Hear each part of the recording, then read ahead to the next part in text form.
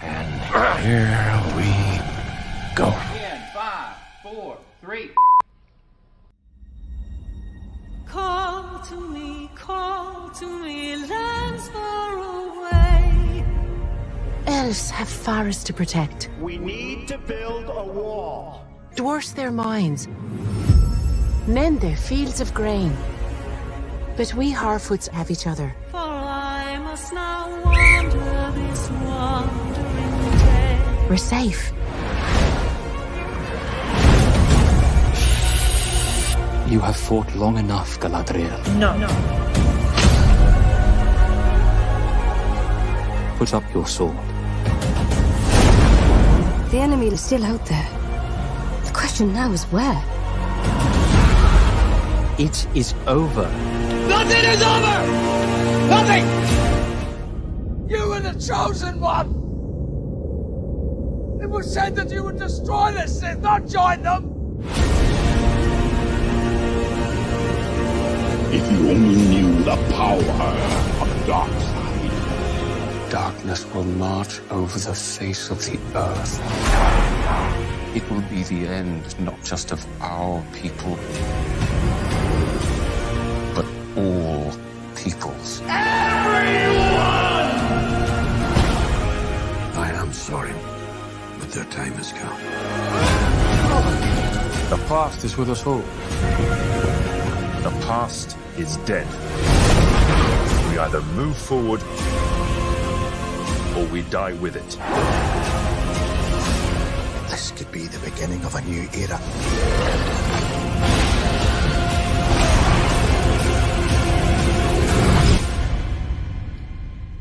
Away I must wander this wandering day.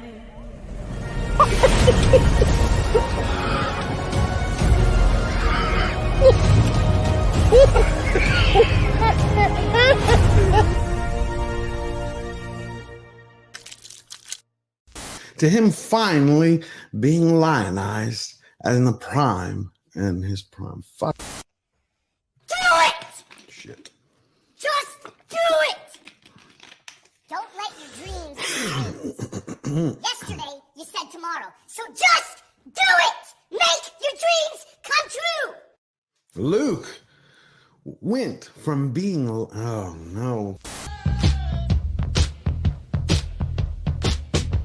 Welcome, Slayer Nation. I have some great news for you today. I hope you're all doing great. Nope, that didn't work. One more. You have failed me for the last time. Welcome, Slayer Nation. I hope... If you're tired of starting over, stop giving up. That is eating away at what you love in order for it to shine. And one man's vision is... Sometimes you don't have to make things better for them to be great again. You merely have to Okay. Hollywood continues to slow boil the culture and crazy. Well, right now, Spider-Man actor Andrew Garfield has stepped up and he's fighting motherfucker.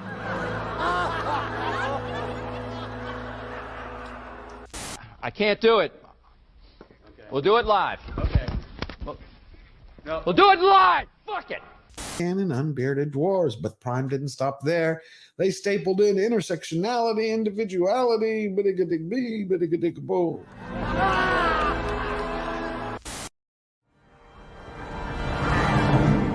So it begins. At my signal, unleash hell.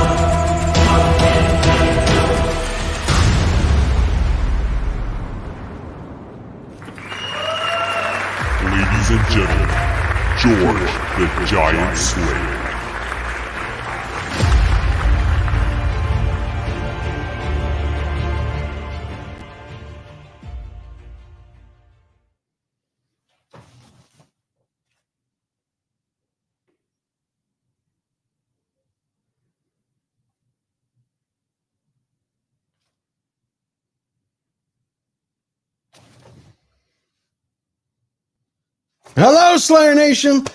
Boy, I've missed you. I'm so dumbfounded. It's been a while. I didn't hit the button in time. But it's been 2 weeks too long. Never going to do that again. I mean, I see everyone here. We got Stunt Brat. We got Eric K, Becky Broward. I mean, we got Toxic Waltz. All of you, you make this show what it is. Thank you for being here. And I got an amazing show for you today. I mean, we had news break over the night.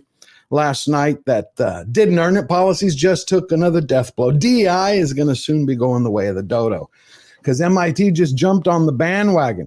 And then we got, people who are fighting for free speech. We got Disney just had 4 of its films. Its box office flops just made deadlines top of the list for the bottom of the pile. And then we have games. Did you ever think that video games would turn lethal outside of playing them? Well, you have people now who are actually placing bounties on other people's heads who are standing up for what's right. Well, let's say that enough. Let's get rolling. We have an amazing panel for you today. We have everyone here on this panel tonight is going to be a beacon of hope for free thought and fearless expression. We got a man who stands for truth, justice, and the American way. He's soared into your hearts wearing a badge and a cape. Let's welcome the one and only Dean Cain. George, Slayer Nation, happy to be here, sir. Great opening, by the way. I love that opening. I could watch it every day. I love it too. Thank you for being here. It's always a pleasure to have you here. The world's just gone crazy lately, and I can't wait to hear what you think about it. Yeah, well, it's stunning to me. I literally, I feel like I'm taking crazy pills. Yeah, it's like insane. It's like you turn on the television or look outside your window, and everyone's trying to tell you everything's normal, but you're like, no, it's upside down world. Completely. The stuff going on at the university campuses is insane. The idea of people rallying behind Joe Biden after these disastrous 4 years is insane. The terrible policies of California. You got Gavin Newsom talking about, putting those policies in effect everywhere. It's just absolute. We're going to look back at this time, and I think we're going to say, what the hell were we thinking? I also like your version of DEI. Didn't earn it policies. That's it. Didn't earn it policies. Well, let's bring out a man who you know very well. He's an award-winning comic book writer, illustrator. He stands on principle. He's fueled by passion and purpose. Let's give a big Slayer Nation welcome to the bold and brilliant Gabe Eltaeb. Gabe, your mic's off.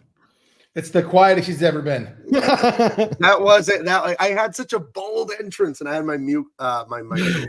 Oh. It happens. Well, thank you for having me. I am bold and very passionate, as you say. Ask my wife. I'm a very passionate man. So, yes, I do stand on principle. I love it. Thank you for having me. This is fun. I agree with you and Dean. It is crazy to see what's going on. So, everyone just hold tight, keep your head, because we'll see. It's an election year. It's going to get fun. So things are changing.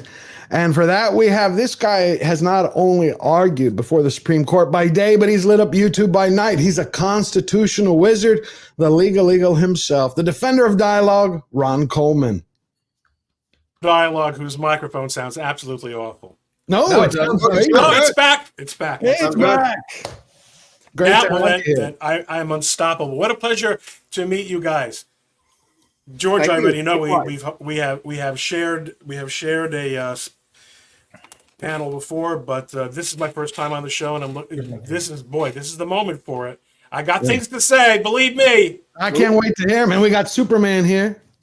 I know. Oh, you brought your dog. It's quite intimidating. Oh, my doggy. And Ron, you know a friend of mine, Mike Barron, comic book writer. I knew I was going to ask you.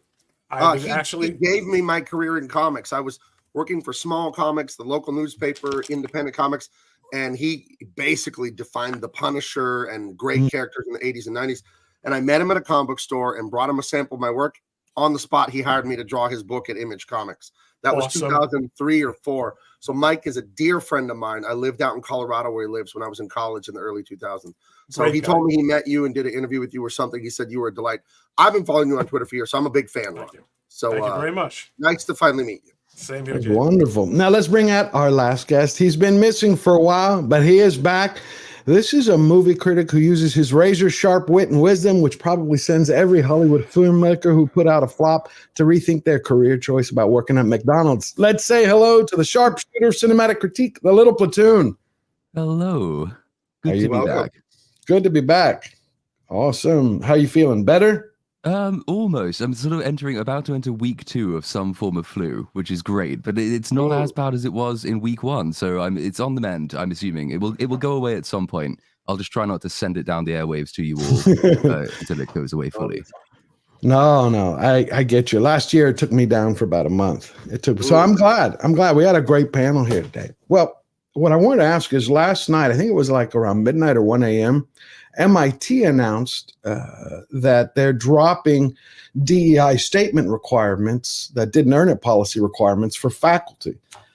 And I thought that was pretty interesting, especially after the case in the Supreme Court, which was recently. Wasn't it a unanimous decision, Ron? It was Muldrow, did I say it right? Muldrow versus St. Louis, where that female police officer was given the right to sue. I don't know if that was an anonymous decision. I know it was not an anonymous decision. By the way, there is such a thing as an anonymous decision. It's called a per curiam decision. But I don't know.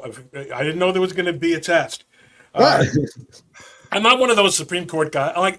When I took the bar exam, there's a famous case called Paul's graph, which is where we learned basically the law of negligence for the last 100 years. And on the bar exam, I couldn't remember the name Paul's graph, and I had to write the case with the scales in the train station. Okay, full credit. Okay, full credit. But I'm not. I have trouble with proper nouns. No, not a problem. What I wanted to know, what I was finding interesting is that over the last, it seems like 2 years, we've had cases which are either challenging the didn't earn it policies in different states, and I think that eventually leads to it changing not only in corporate America, but in Hollywood. And so here you had MIT, again, like in the middle of the night, they put on Saturday, an MIT spokesperson confirmed in an email that requests for a statement on diversity will no longer be a part of applications for any faculty positions at MIT, adding that the decision was made by embattled MIT president Sally Kornblum with the support of the provost, chancellor, and all 6 academic deans. Now, my question for everyone is this finally the beginning of the end for DEI, which is going to be the end of it in Hollywood? No. Is this the beginning of the end? Well, it is the beginning of the end.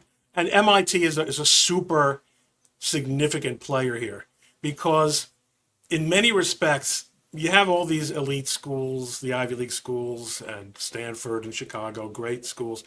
MIT is in the category of the top 10 overall research universities in the United States, but it has always had a different sort of cut, along with maybe Caltech. It's always been about the STEM. Mm-hmm. And these are the guys, this is a university where there really should be no room for the soft, what is it? The soft bigotry of low expectations, because it's engineering. Okay, either your space shuttle blows up, or your bridge falls down, or it doesn't. Right. It's not like majoring in basket weaving or political science or any of these made up majors. So the fact that of all the schools that MIT was the first to move in this direction, and MIT has been somewhat radicalized along with all the other major academic institutions over the last few years.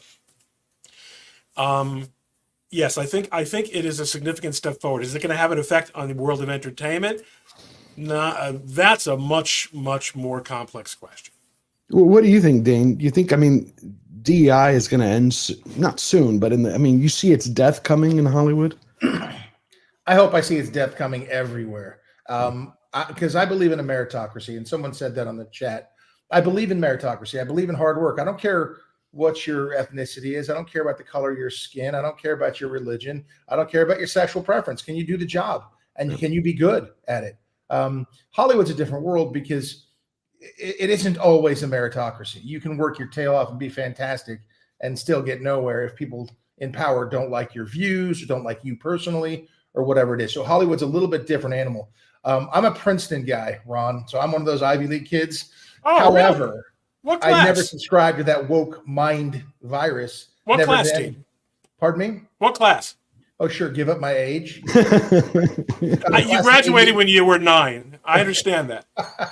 Class of 88. 85, man. There we go, brother. Whoa. There we go. All right. So there was a tiny bit of overlap. So yeah, we did overlap 1 year. That's right. And then I was off to Northwestern for law school, and Dean was off to. Were you in Triangle? Nope, didn't do that at all. Didn't do any Triangle. My girlfriend, you're an actual actor. Did a lot of that stuff, but I played football, and then I went to the NFL over there for that team. And then, while you were still at Northwestern, probably, and then which did not play football much. No, we played you, and you kicked our tail. So that tells you a little bit. Well, about Princeton. Yeah, we got smoked my junior year. But the DEI stuff just doesn't make any sense to me anywhere. I mean, I get it. I understand. We used to have, what did we call it?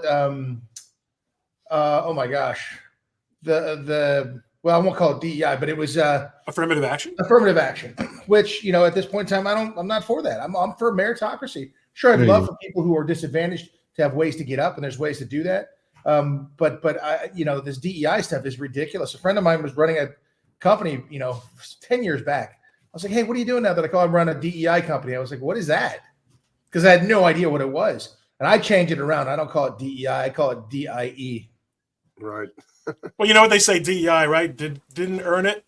I love didn't it. earn the policies. That's crazy, but it's true. And let's get back. America is a meritocracy.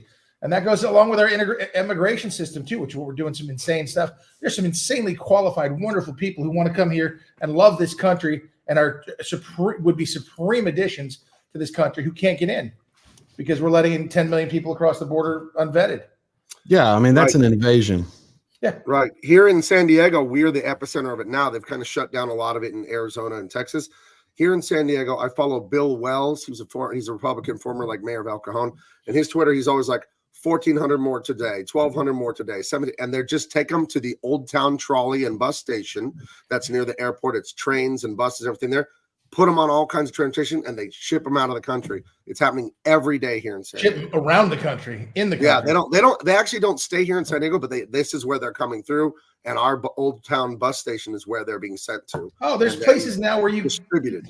At the airport, where if you're undocumented without a passport, you get in this line over here. Yeah, just plane, they fly them all over the world. Right this way, sir. It's crazy. It's insanity. What we're doing, it makes no sense. Does my head in. But we're elitists. We're elitists. And look, a bunch of white guys, Gabe, with all due respect, you've got the funny last name there, but your skin tone looks the same as mine. Clearly, I hate Mexicans, being half Mexican myself. Clearly. Oh, well, we have our DI hire. Where is he? Our incredible producer. We have Mexican Iron Man. Get out of here, Mexican Iron Man. There you go. Hola. What is he doing here? He's not a YouTuber. Yeah, why am I here? He's a producer. He's a producer. If he was a DEI hire, he wouldn't be able to get himself on screen. Yeah, we did call each other before the show. Oh, wow. So y'all are ready. I see it. Well, what's funny is while we have a lot of areas which are trying to push DEI out, we got here that Disney started, according to Park Place, the Walt Disney Company's RISE program grants money to filmmakers based on religious beliefs. And it goes down here to explain that, where is it? That parkplace.com was sent a tip by a reader that has turned out to be quite interesting. Blah, blah, blah, blah. It goes, according to information we received, Disney may be acting in a way that could be reasonably be considered stifling to those of Christian, Jewish, and other religious beliefs. It all comes down to a program that is awarding significant funds and assistance to those who profess Islam as their worldview. So I went through this whole article, and they've basically created a program with Sundance where it funds only Islamic filmmakers and Islamic artists. And I'm like, how does that work? I mean, is that they're putting that focus on that while they're trying to say at the same time, where you had Bob Iger a few weeks ago when he's fighting with Nelson Peltz saying like, oh no, we're getting out of the culture war, where we're just going to be focusing on story. And is this an old tune just being rehashed? And they're just changing the game? Is it like musical chairs? What do you think? I think it's your classic divide and conquer, right? They want to divide people by groups. Paul Chato, he comes on this show. He's very smart, older than me, and he pointed something out to me that communism didn't take after World War II in America. at least the financial version, because the middle class blue collar workers, they were paid well and had great benefits. So like, I'm not turning on my boss. He treats me great. So Paul pointed out the second plan was, well, let's divide by identity then. Gay, straight, religious, non-religious, man, woman, black, white. And that's where this Marxism resentment stuff it's really working. It's terrible, but it was a diabolical strategy. Instead of the financial communism, they went to the identity politics. And my God, it works, and it's awful. So yeah, I think this is more of, pit one religion against each other. And the whole time, the elites, they have their hand in our back pockets while we're all fighting with each other. Yeah, I want to go back to the days when nobody cared what sex you were, what you liked, what you did. You did your work, like Dean was saying. A meritocracy, your actions speak, not who. Let's be careful. Let's be careful, right? I mean, someone out there who doesn't watch this stream right. is saying, "Whoa, that's a myth. There were never any such days." Dean and I, when we went to college, it was only white men, and there was something called the dirty bicker in the 1950s. It's very complicated. I'm not going to explain what that means, but basically, at Princeton, instead of frats, they have what are called these eating clubs, and it was kind of set up that all the eating clubs were all agreed that nobody would take the Jews that year to sort of, to send a message, and it became like a notorious anti-Semitic. There were definitely quotas in place in all the Ivy League schools, and blacks couldn't get into them for the longest time, and all the things. Mm-hmm. But we sweated blood to solve those problems in the 60s and 70s, and even in the 80s. And until Barack Obama came along, not only until the election of Barack Obama made all of us think we've done it. Right. We've absolutely put that behind us. This is great. Sure, individuals are still good. There's always going to be someone who's going to be a schmuck. That's always, you can't stop. Listen, let's get one thing straight right now. I'm the guy with the law degree. It's legal to be a bigot. It's legal to hate Jews. It's legal to hate blacks. It's legal to hate Superman. It's legal to hate anyone you want, and it's legal to say it. It's illegal to discriminate in employment, housing, and a gazillion things. And the state of California, which is where Disney is, it's really illegal. It's really illegal. And this Muslim, so I discussed this with a pro, with WD Pro, Disney World Pro. Walt Disney World Pro last week when the That Park Place story came out. And I have to do a little bit of quick research, because the question is, what kind of discrimination is this? This is not discrimination in an employment context. These are creators who are outside the company. And I don't know whether or not there are employment opportunities that are offered to grant recipients. That would not be unusual if that were the case. But all things being equal, it might fall under the category of what's called a public accommodation. Okay. Which is a category that was read very broadly after the passage of the 1954 Civil Rights Act, and as interpreted by the courts through the 60s and 70s, to be really, really broad. But California law defines it even more broadly. I'm not admitted in California, although the Dillon Law Group is headquartered in California. I'm the New York, New Jersey office guy. But in California, they passed a law in 1964 called the Unruh Act. And they said, you can't even discriminate against somebody because of his political activities. Right. You know why they passed that? Commies! They passed it to protect the commies. Yeah, that's rather ironic. CS 1001 and 1002. I looked those up when I was having my difficulties with Warner Brothers. I went and found those. There have been laws on the books here about political affiliation statements and all that since 1937. I looked these up when DC Comics doesn't want to work with me because I'm a Trump supporter and all that. So Ron is absolutely right. Political affiliation statements, going to rallies, whatever, completely legally protected in California, just not in practice. It's in the books. Well, that's right. Well, especially going back to what Dean said, in the creative arts, It's one thing to say I went to McDonald's for a job, or I went to Coleman's law firm for a job, I went to an airline for a job, but there are so many subjective factors. And one of the things that I was asked the last time I talked about this was, apparently what that Park Place found out, my client, by the way, I should make it clear that I am biased in favor of whatever they had to say.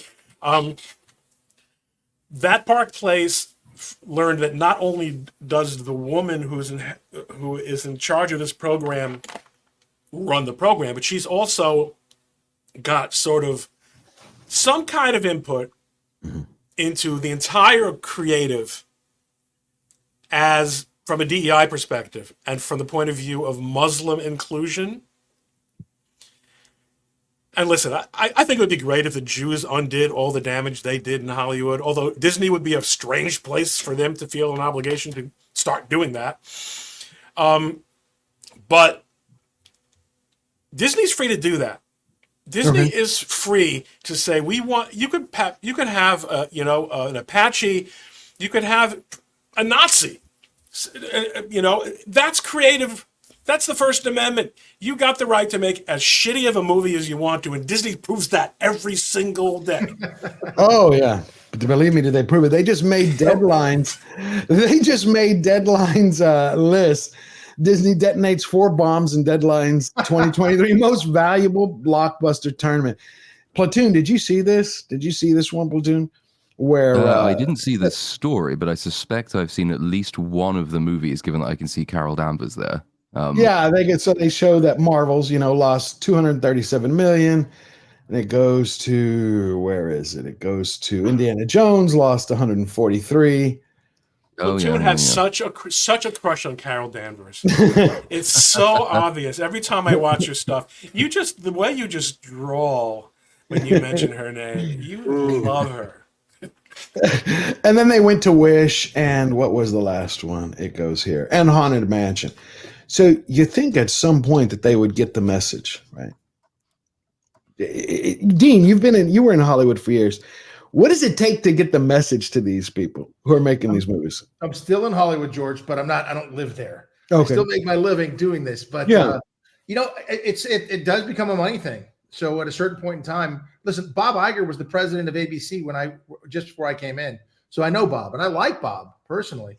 I don't like what Disney's done, and I might have made some different decisions. But at a certain point in time, if you just keep hemorrhaging money, things got to change. As Hollywood really is a bottom line kind of a place. Like they may have that desire to do this and that, and but then all of a sudden the Sound of Freedom comes out and it does huge box office numbers. You can't fight that. At the end of the day, that's, if people want to watch something that's good, it's like what Gabe and I did with our graphic novel, the Dean Cain American Lawman. That exactly. We're going to put something out, regardless of what the big boys say, and hopefully people will flock to it and like it. If that happens, you can't stop it. But there are people in Hollywood that have had a monopoly on that for a long time. But with the way things are now, and the way that technology has changed, you can come out with your own product the way we came out with our product, and you can make a difference and you can make a splash. And if people show up for that, suddenly you might end up being the ones with the power. I think the problem is whether it comes too late, though, right? I mean, so it's sort of a similar dynamic as you see play out in American colleges as well, which is that you finally started to see, because of a lot of the student protests that have been going on. I use the word student protests advisedly because lots of them aren't students and they're not really protests, but nevertheless, whatever you want to call them, we'll call them that. But the same way as some college benefactors in particular have belatedly woken up to the fact that maybe all of the massive endowments they've been given these colleges are not actually doing a huge amount of good. So they're starting to withdraw the money, which of course is putting pressure on college administrators and particularly university presidents to sort of consider changes of policy. The fact is that university is going to take a long time to recover, if it ever will recover, because for years and years and years, they've been installing an entire apparatus which has very little to do with the fiduciary responsibility to its shareholders or to people who invest in it or to the people who give it dowries or anything like that. They have a massive HR department, which is not there to ensure that the students are getting value for money or that they're being taught the right things. And in many cases, they're there to protect the people who are losing the universities a huge amount of money. And the way that that's sort of similar to the way that Hollywood is working at the moment is that, again, you've had many, many decades probably at this point of entire systems being put in place which have very little, if any, relationship to the money-making enterprise. It's very hard to just switch on a dime and start saying, well, we've lost so much money now, so we'll instantly revive Marvel. Okay, good luck with that, because you've hired all the people you've hired are incapable of doing that. You've destroyed the property. You can't restore the reputation, and you can't immediately get rid of all the people you've hired, because then you'll have equal employment opportunity lawsuits coming at you. So it's going to be a tricky one to row back from, and it's whether they can do it like just in time, if there's any time left, or whether for many of these companies, studios, universities, it's a bit too late to start doing this now. So why can't they do it? I'm sorry. Why can't they do it? Why can't they fire them if, like in a business, you're losing money and you go, okay, this team isn't working? So I have a lot of thoughts about this. Oh, go. Shoot. I used to do a lot of trademark law. Brand equity, brand equity, brand equity. Disney fell into, it's a great business decision, the purchase of Marvel Studios. And they figured, we have now added a hot new 21st century brand to what had always been one of the great stables of marketable, seemingly eternal brands in the entertainment business. The beauty of a franchise, what is a franchise in business? I'm a franchisor.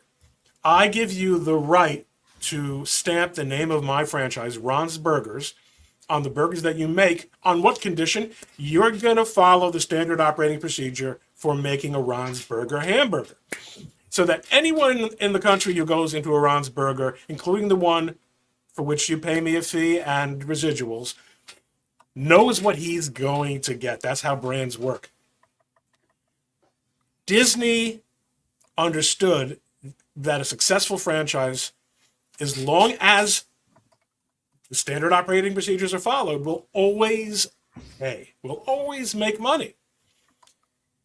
If it's a great franchise, if it's great brands, and if the standard operating procedure, oh, wait a minute, you have to also follow the standard operating procedure? They forgot about that part. Same thing with the universities. Princeton, Harvard, Yale, Stanford, Chicago. Anyone graduating from these schools is going to be set for life. That's a lie, by the way. There's an assumption of quality in terms of instruction, in terms of admissions, in terms of graduation, in terms of honors. But what Dean and I know is that even by the 80s, it was becoming a problem that since everyone who got into Princeton had been a great student, except me, I was an athletic scholar also. I don't want to talk about it too much, Dean. Interpretive dance was hot when he came in, so, you know. It was, people couldn't stand not getting A's. So the curves began to go out the window, especially for football players, right, Dean? Yeah, I am the one with the football player average in this conversation. Great inflation, and then affirmative action, and then DEI, the standard operating procedures that had made these great brands for a century, and in the case of the Ivy Leagues, for multiple centuries, went out the window. And in both the cases of the Ivy Leagues schools and the other elite schools and the studios, but especially Disney, and especially because of the way they were just absolutely printing money with Marvel, they didn't think they had to follow the cookbook anymore because it was just going to always make money. And Gene, if it's a Superman movie, it can't go wrong, right? Nothing could go wrong. Well, obviously, some work out better than others. Now, as you guys have pointed out, Gabe and Platoon, this process has now so insinuated itself into the organs of these, and Disney is the worst because not only is it the number one entertainment everything in the world right now, Disney has always had a countercultural aspect to it in a way that the solely Hollywood-based studios haven't because of Orlando. because of South Florida, because of the parks, there's been I'm going to put it in neutral terms, a gay activist cultural thrust in and around Walt Disney World for many, many years. And it's not that surprising because they are a major, major employer of mediocre show business talent. Okay? And I say mediocre, I mean a hell of a lot better than anything I ever did when I was in the Triangle Club, but probably not good enough to break into the big time. But these are the people doing all the gazillions of shows and starting out in the furry, out. And guess what? I'm going to break something to you guys. A lot of these people are homosexual. Okay. In Hollywood? Yeah. But it doesn't. See, that's the thing is everybody. I mean, it's like I view Hollywood how it was years ago. They made great films, whoever they were. Nobody cared. They made great films. They made great. Right. I'm saying it didn't matter who they were, but it seems like at some point their ideology took over, and that killed storytelling. Like that took front and center. So I wanted to know from Dean. It's like, from your perspective, I mean, you have colleagues, I'm sure, that are both conservative and progressive. Like, how do they view this? What's going on? View what's going on? Well, it's a mixed bag. You know, some people are all for it, and some people are. Most people who are in our business and in the film business are not that educated. They're not that smart, and they are, they tend to be very idealistic. But they tell emotional stories, and that's great. And so they can appeal to people's emotions and therefore help shape their belief on a subject. I mean, heck, if you just watch the hour of footage from the Hamas raid on October 7th into Israel, you could see no more emotion in the world than that, and how horrific that was, and how Israel, in my opinion, is completely. Listen, if you did that in my neighborhood here, or toward my kids, or to my family, come on, we'd all be gone. Yeah, of course. Could you imagine if that happened in America? Yeah. But that's that movie. But that's that movie storytelling. If you see that sort of thing, you go, "Oh my God, that's insane." But nobody gets to see it. Very few people get to see it, and then they even deny it is real. It's a weird thing. So, in our business, people tend to be idealistic. But I mean, I think that there's enough room for us to sort of, put a counterculture thing in there. Look, I was a big fan of the Frank Capra movies. Oh, God, way back in the day. You go, Mr. Smith Goes to Washington. It's a Wonderful Life. That was propaganda. It was propaganda, but I loved it because it fed the things that I liked. All storytelling is persuasion. It is all propaganda. So you should choose what kind it should be. Ron, I loved what you said about the franchising and the recipe. I would step back from Disney and go to the 40,000 foot view. Disney is a metaphor for American and Western culture. Started off by good men and women and families, and they're not perfect. They had their private problems, but it was traditional. It was family focused. It was capitalism focused. The stories were uplifting, good, and bright, just like American Western culture was moving that way. And as Disney degrades, you get more of this communist culture of resentment, basically, is all communism is. As that moves in and decays Disney, you see it also in the West. So, but, as Platoon could, he's a student of these sort of trends. These battles have ebbed and flowed throughout the decades. There have been moments of ideological and progression and revanchism. The 70s art film movement, right? Platoon. This battle has gone, and what happens historically? What happens is, well, when your message films stop making anyone remember who was the studio head who said if you want to send a message, send a telegram? No, it might have been Meyer. Okay, but as the industry got wealthier and wealthier, and more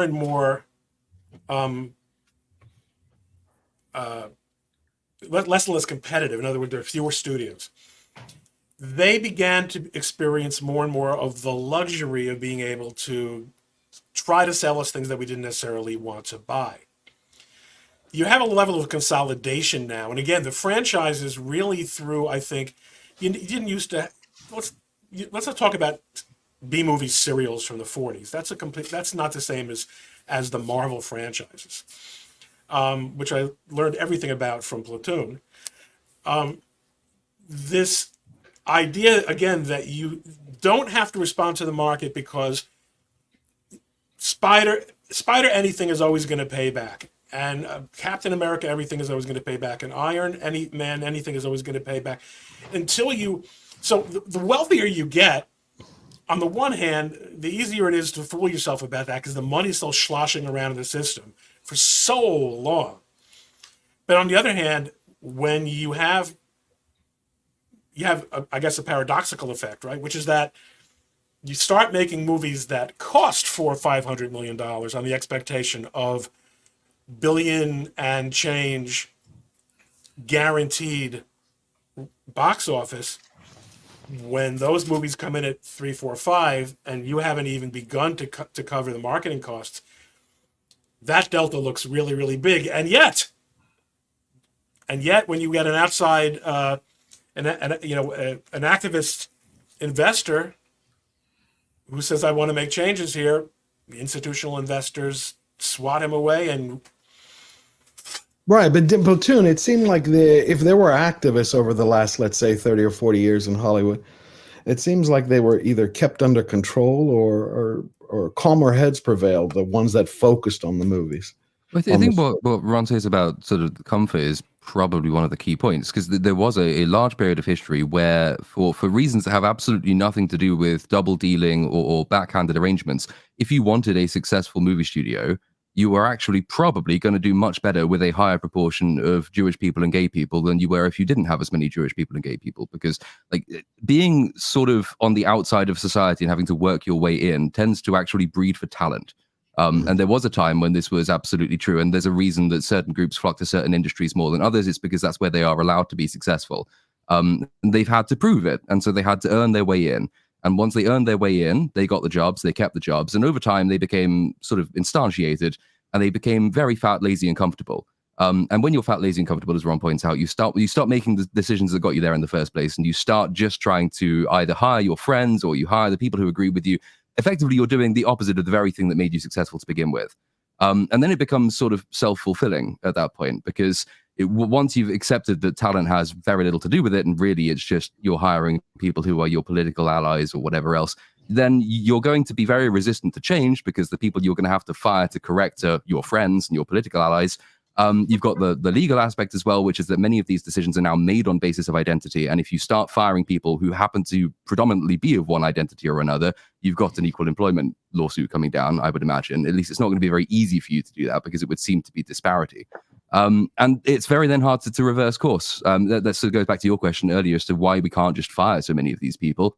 Nobody in charge wants to fire them. And if they tried to fire them, they would be in trouble. And it's another one of those things that makes it very, very difficult to reverse course, because we've built this entire system, which is designed to be resistant to change.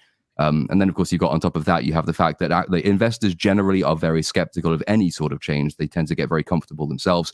Activist investors take huge risks, and more often than not, they don't pay off. And when you go to someone who's been making lots of money with Disney stock for the last 30 years, and you say, hey, how about a massive course correction? They will say, oh, no, don't upset the apple cart, because I've made so much cash. Why would I want the change? So it's unfortunately, there's a whole like combination of things which make this a pretty rotten industry at this point. It's why the most sort of interesting upstarts are newer companies. You've got studios like A24, which are sort of making headway, because they are not part of the established studio system yet. But once they get there, they'll fall into exactly the same traps over time. It's just that at the moment, yeah, you have the big studios with effectively a monopoly on the industry, and monopolies are again also like not responsive to change. So is that why they keep just retreading the same old thing? I think so. They're out of ideas. They're not hiring for talent. They are hiring their friends and their allies. And there's no real understanding of the stories that they used to tell. Lots of times, actually, they very much don't like the stories that they used to tell, as you see with like the Snow White remake and what's her name, Rachel Zegler, coming out and saying, oh, it was made in the 40s, and obviously so. Weird. Like lots of these people they actually quite dislike the things that made Disney successful to begin with. They got the job for reasons that have nothing to do with talent and storytelling. And so they don't prioritize talent and storytelling when they're creating their own works of art, which is a shame. But at least we get to all laugh at them when their films bomb. So there is some good that comes out of it. And generate massive amounts of content. Oh, they do. But Dean, what I wanted to know is you were talking about meritocracy earlier, right?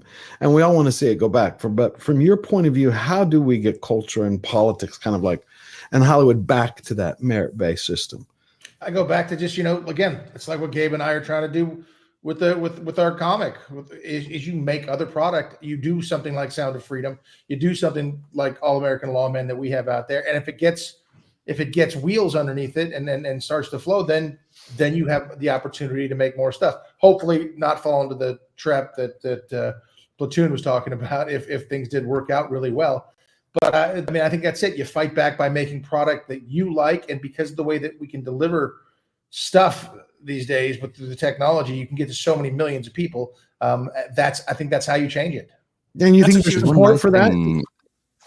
There's one nice thing as well about the current state of culture that we're currently in, is that your comic is already several $100 million more profitable than Indiana Jones 5.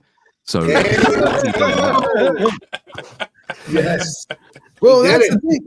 That's the thing is, but do you think there's support quietly behind the scenes for a change? Of course. I get the emails still. I get the private messages. Old DC Comics colleagues of mine, I will not name you. Yeah. You know who you are, and you know you hate what they're doing, and you've told me so multiple times. So. Dean, we hear all the time about actors who are in the closet about being. I'm not talking about being right-wing nuts like me or Platoon. You're a right-wing nut? I didn't know that. Are you kidding? I'm one of the great Orthodox Jewish Nazis. I'm told this every single day on Twitter, okay? But that there are actors who just really are regular Americans and they're patriotic, and they're not prejudiced against anyone, like most of us. And they feel that they can't, like they've got to sign in, they've got to represent on every. So, this Free Palestine movement has been a phenomenal. It's a wake-up call. Yeah. But a litmus test. Is there no limit? Before you'd have to have some kind of moral framework, which Americans aren't really that good at anymore. As traditional religion has become less and less, influential in our culture. So people don't want to judge hardly anything. A family-friendly drag show. Oh, who are you to say? All right, fine. Now we're talking about mass murder, rape, mutilation. Oh, yeah, well, context. Whoa! Yeah, but it's we see that shift, and I sometimes wonder if it's we have somebody else who's here. 1 second, we're going to bring him in. If it's the chicken and the egg, is like, did Disney and the other studios push the culture to it's kind of like it's the point they polluted it, or did the culture push Disney in that direction? I think it's like the pedals on a bike. I think they work together. The left and the right push others, you go. I would say, Ron, it's like your franchise thing, which I love so much. As you say, as people get away from religiosity, I guess, and get away from the family, the nuclear family or the extended family, those are the ingredients to Ron's great burgers. You cannot come back to Frank Capra's America until we are married religious people again, whether you like it or not, because that's what built the culture we have. Those are the literal ingredients. You said, well, we'll make the burgers with other things. Like, okay, they're not going to be the same then. And nobody wants to talk about that. And even on the conservative side, with a lot of my conservative friends, they don't want to face that. They don't like the way that feels. And I keep pointing out to them, that's the problem, though. Those were the ingredients that built the Western Judeo-Christian world. They were family-oriented religious people. And no one wants to talk. That's an elephant in the room. Well, one second. Let's bring someone here. He wants to, real quick, Ron. 1 second. Tom from Midnight Edge is here. Tom, got any thoughts to share? I like it's the a shirt. bird, it's a plane, it's Dean Cain. Yes. There we go, baby. There we go. And Gabe, we never talk. No, never. It's been what? Never. 15 hours or 20 hours? Almost 20, just over 24 hours, I think. Okay. Well, you heard Tom what we were talking about. You heard what we were talking about. Well, I mean, you guys have covered all kinds of ground. The chicken and the egg. You think Disney started creating this, or did it spring from the universities, or are they mirroring the culture? Well, here's the thing. There's always been this crossover of politics and movies and television and stuff like that. It's just been how it's been done. Now, this week we have the new Planet of the Apes movie, and ironically, it's being produced by Disney. Now, the original Planet of the Apes films, the original 5, they didn't hide the fact. They were one of the first to really kind of push out there and make it pretty obvious about what political things they were complimenting on. Like, the movie came out right in the midst of the civil rights movement in the Vietnam War, right? So if you watch Planet of the Apes films now, you can clearly tell what they're commenting on. It's not even a secret. Right. So it's not like these things are new. It's just how they're done. The thing is with Planet of the Apes, like Star Trek and other sci-fi, they use the apes as an allegory for different races of people. Like if you watch the film, the gorillas and stuff, they all kind of hang out together. The chimpanzees all hang out together. The orangutans all hang out together, and they actually have different classes, right? And they consider, themselves in different classes. You have the orangutans, which are the political elites. And then you have the chimpanzees, which are the scientists and the doctors. And then you have the gorillas, which are all the, menial workers and the cops and stuff like that in the army. So like they already have that kind of set up in there as like this, there's that political, it's always been a part of it. Dirty Harry, Death Wish, these movies have always been around. The difference is nowadays they're shoving it into everything. Back then, you didn't have a bunch of political stuff in Disney films, right? You didn't go to Dumbo expecting a big political message. A lecture, a purity test. It's like now everything's like an ideological purity test. Do you remember any of that, Dean? Like when I watched movies growing up or was watching you, it's like I was tuning in to see Lois and Clark, Superman, have a good time. Not like, hey, let me take you through some ideological strip search. It's like, yeah, they're shoving it. Maybe it was a lot more subtle back in the day, and they shove it down your throat now. And I don't want to be preached to. Not only they my entertainment. They shove it down your throat, but they're also asking you to believe the unbelievable. And this goes back to our MIT versus, the basket weaving. Hollywood's doing the same thing, which is Cleopatra, the well-known black sister. You're talking about the Netflix one? Yeah, Netflix. Right?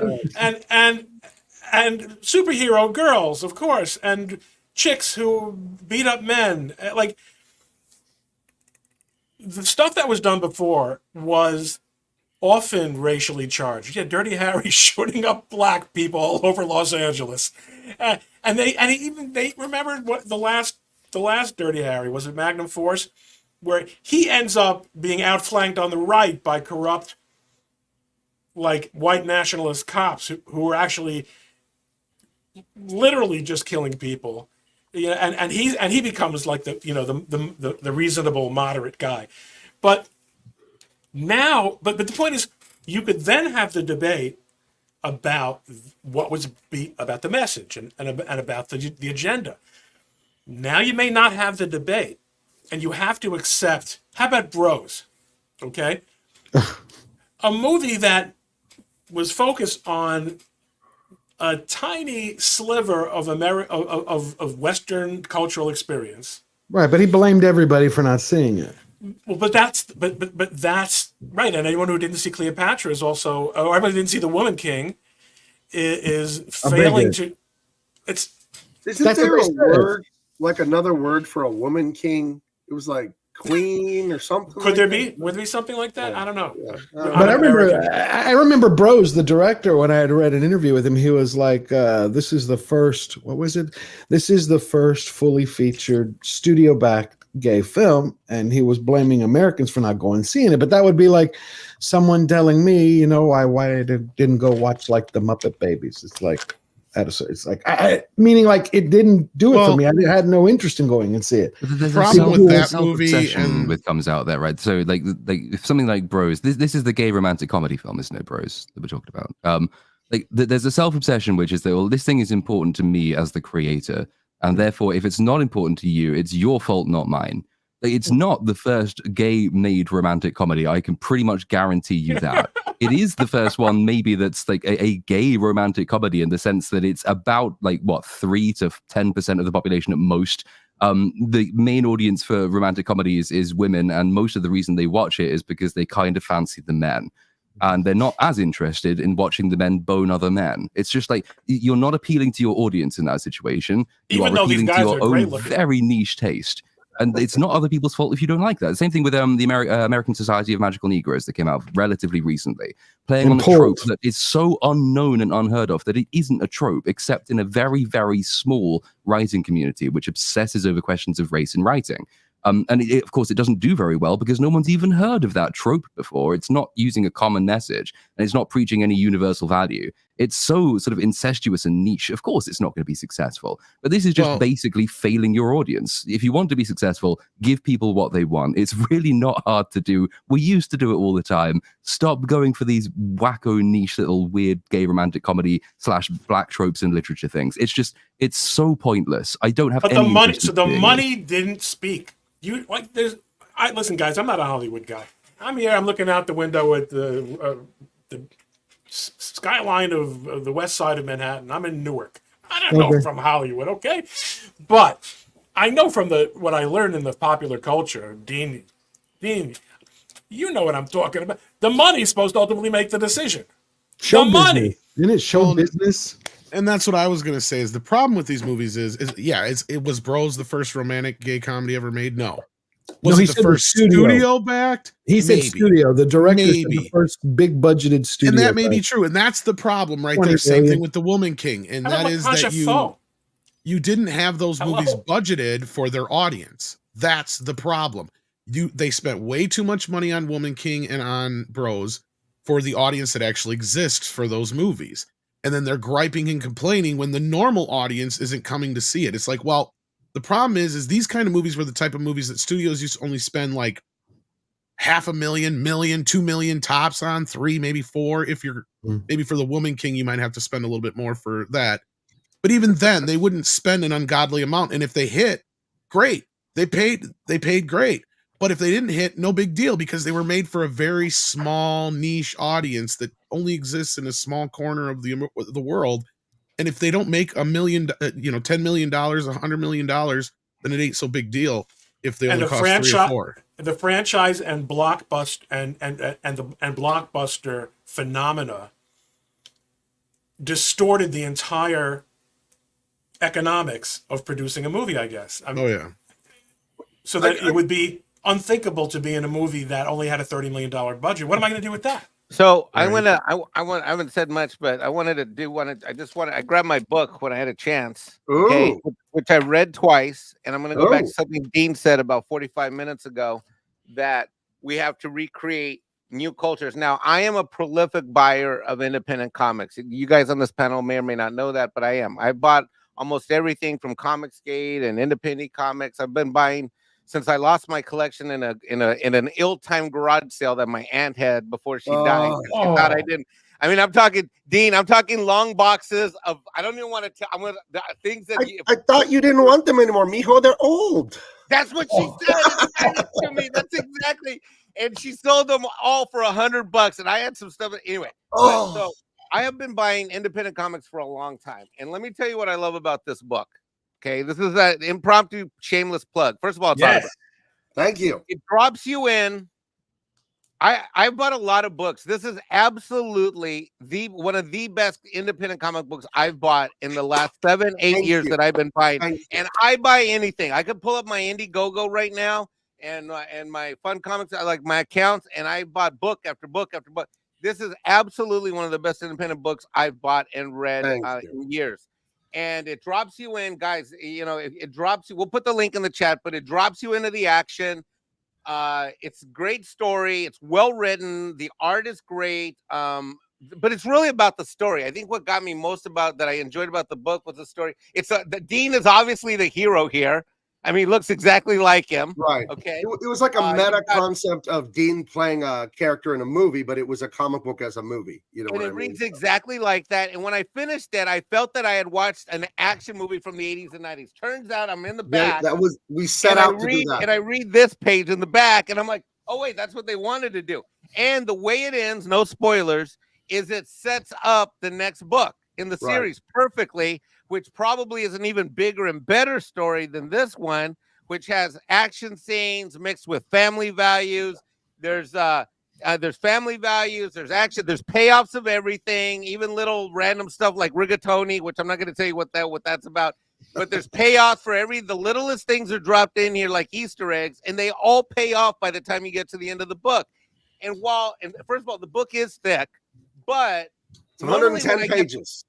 110 pages of story. But normally when I get a 110 page book, I'm not really reading it. I'm just sort of glancing at the words and going through the art. In this case, I read the story, loved the story. Then when I read it the second time, was able to go back, and then I could appreciate, say, some of the artwork and the scene setup and stuff like that. So I never thought, I thought the comic book industry was dead. I never thought that when I got into buying independent comics, let alone buying this book, that when I was a 10, 12-year-old kid, that inspired me to want to be a hero, that inspired me to want to be brave, that inspired me to want to stand up to bullies.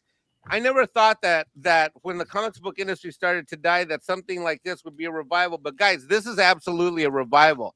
This takes me back to when I was 10 or 12 years old, and here I am, a guy in my 50s. I'm sitting on the sofa. I've read this book twice now.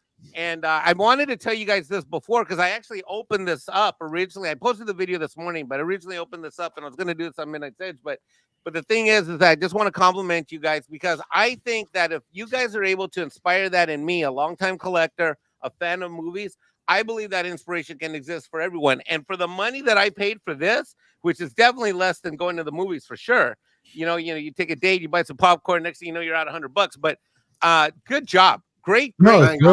I can't wait to buy the next one. And this gives me hope that maybe you're right, Dean. Maybe what we need to do to get this thing back to meritocracy is we got to support stuff that reinforces the values that once made this country great. So thank you. Wow. That was the best interlude. What Mike Dean is trying Cain, to say. All-American hero. Get it now. Can I co-stop with some of his speed there? Can you share my screen? Whoever shares screens. I'll let Dean come out too, but absolutely, we poured everything we had into this because we're passionate about it. We're businessmen. We want to make money for sure, but we know it's the product and the quality, that franchise that Ron talks about. Dean and I worked for the biggest things. Dean, obviously, ABC, Disney, all that stuff, Superman. I worked for Star Wars and Batman. You've heard of it. Believe me, I've worked for some pretty big things in my time. And we have the skills to compete, obviously. I'll put this book against anything from Marvel and DC. We're better. The art is better. The writing's better. We're out there to entertain you. We're not preaching, oh, if you're left wing, we hate you. No. This is fun. Look at the image here. I mean, this is just, we're trying to go for Die Hard, Romancing the Stone, Indiana Jones, Beautiful Woman, the guy saving her, attack helicopters. Please having fun with a hot girl and doing right. Hell yeah. It's not dirty. We're not breaking down orgy sex scenes and gore and all kinds of swearing. And no, we're just having fun like we used to and giving people awesome, uplifting messages. And that's what we want to do here. And thank you for that. And Dean, I want to ask you something at the end of this, so remind me. But Mexican Iron Man, I'm so happy you're wearing this shirt. There's a really fun scene, right, of how he ends up in this shirt. Yeah. And guys, I wore it because it exists. So you can get this, bigmancomics.com. Please go get it. We don't have too many left. The first printing of this book, I had thousands, but I only have like 300 or so left, 300 or 400. And when the first printing's gone, it's gone forever. Since here I can't get a signed copy anymore. So maybe, I don't know. Well, there's no more signed copies because Dean lives in Vegas and I live here, and he's got to travel to sign books. So I had to take the signed copies down. Yeah, well, unless Dean wants to visit me more and sign more of them, Or maybe Dean wants to sign one for his fellow Princetonian, Absolutely. We'll have to work a deal like that off the air. Let's work a deal like that off the air.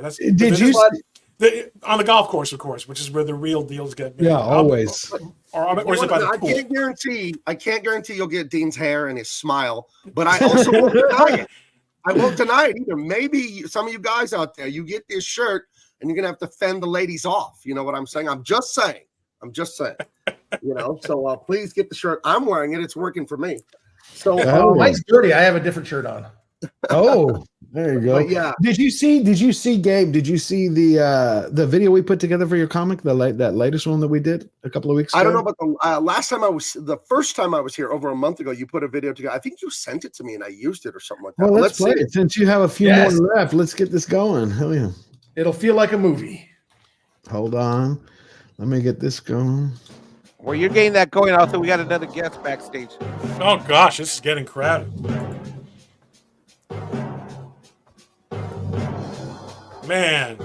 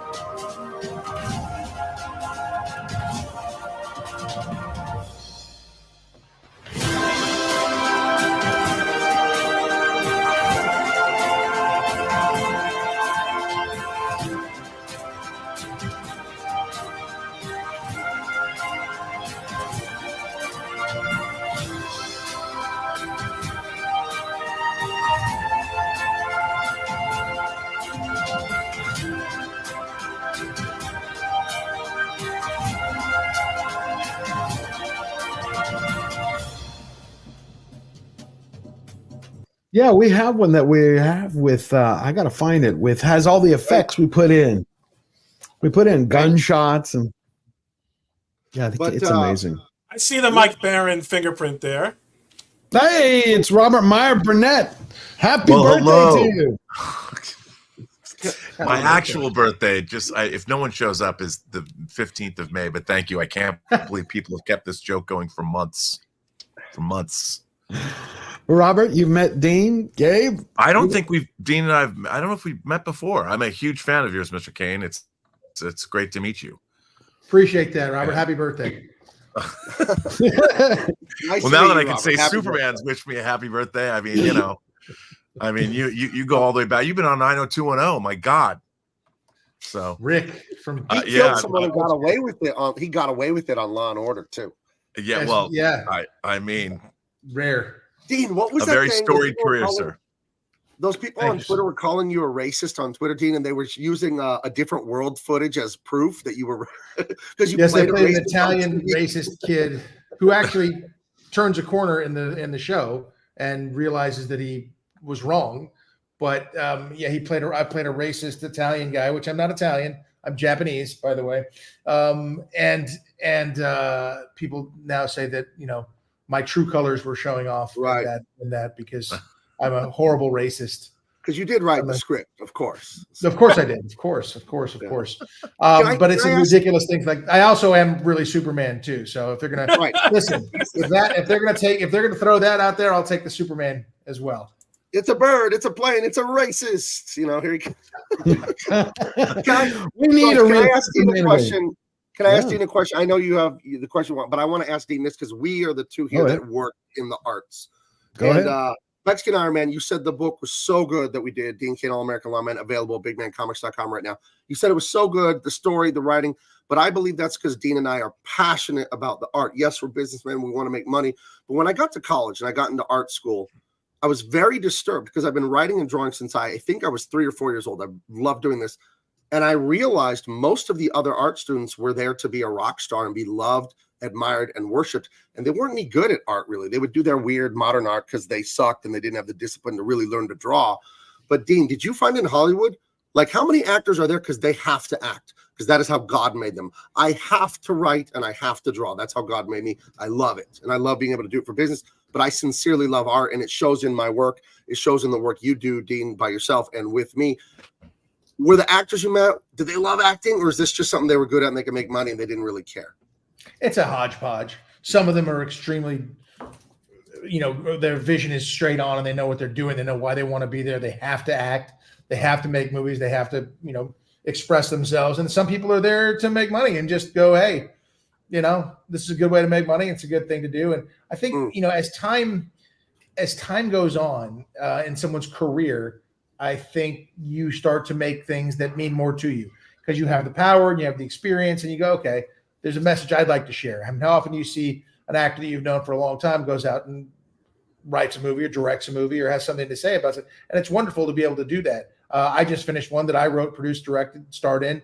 I can't wait for it to get out there, called Little Angels. Okay. And it's a wonderful thing to be able to do. It's got family values. It's got the things that I like about it. But I think that it's a mix. A lot of people want to just go be famous.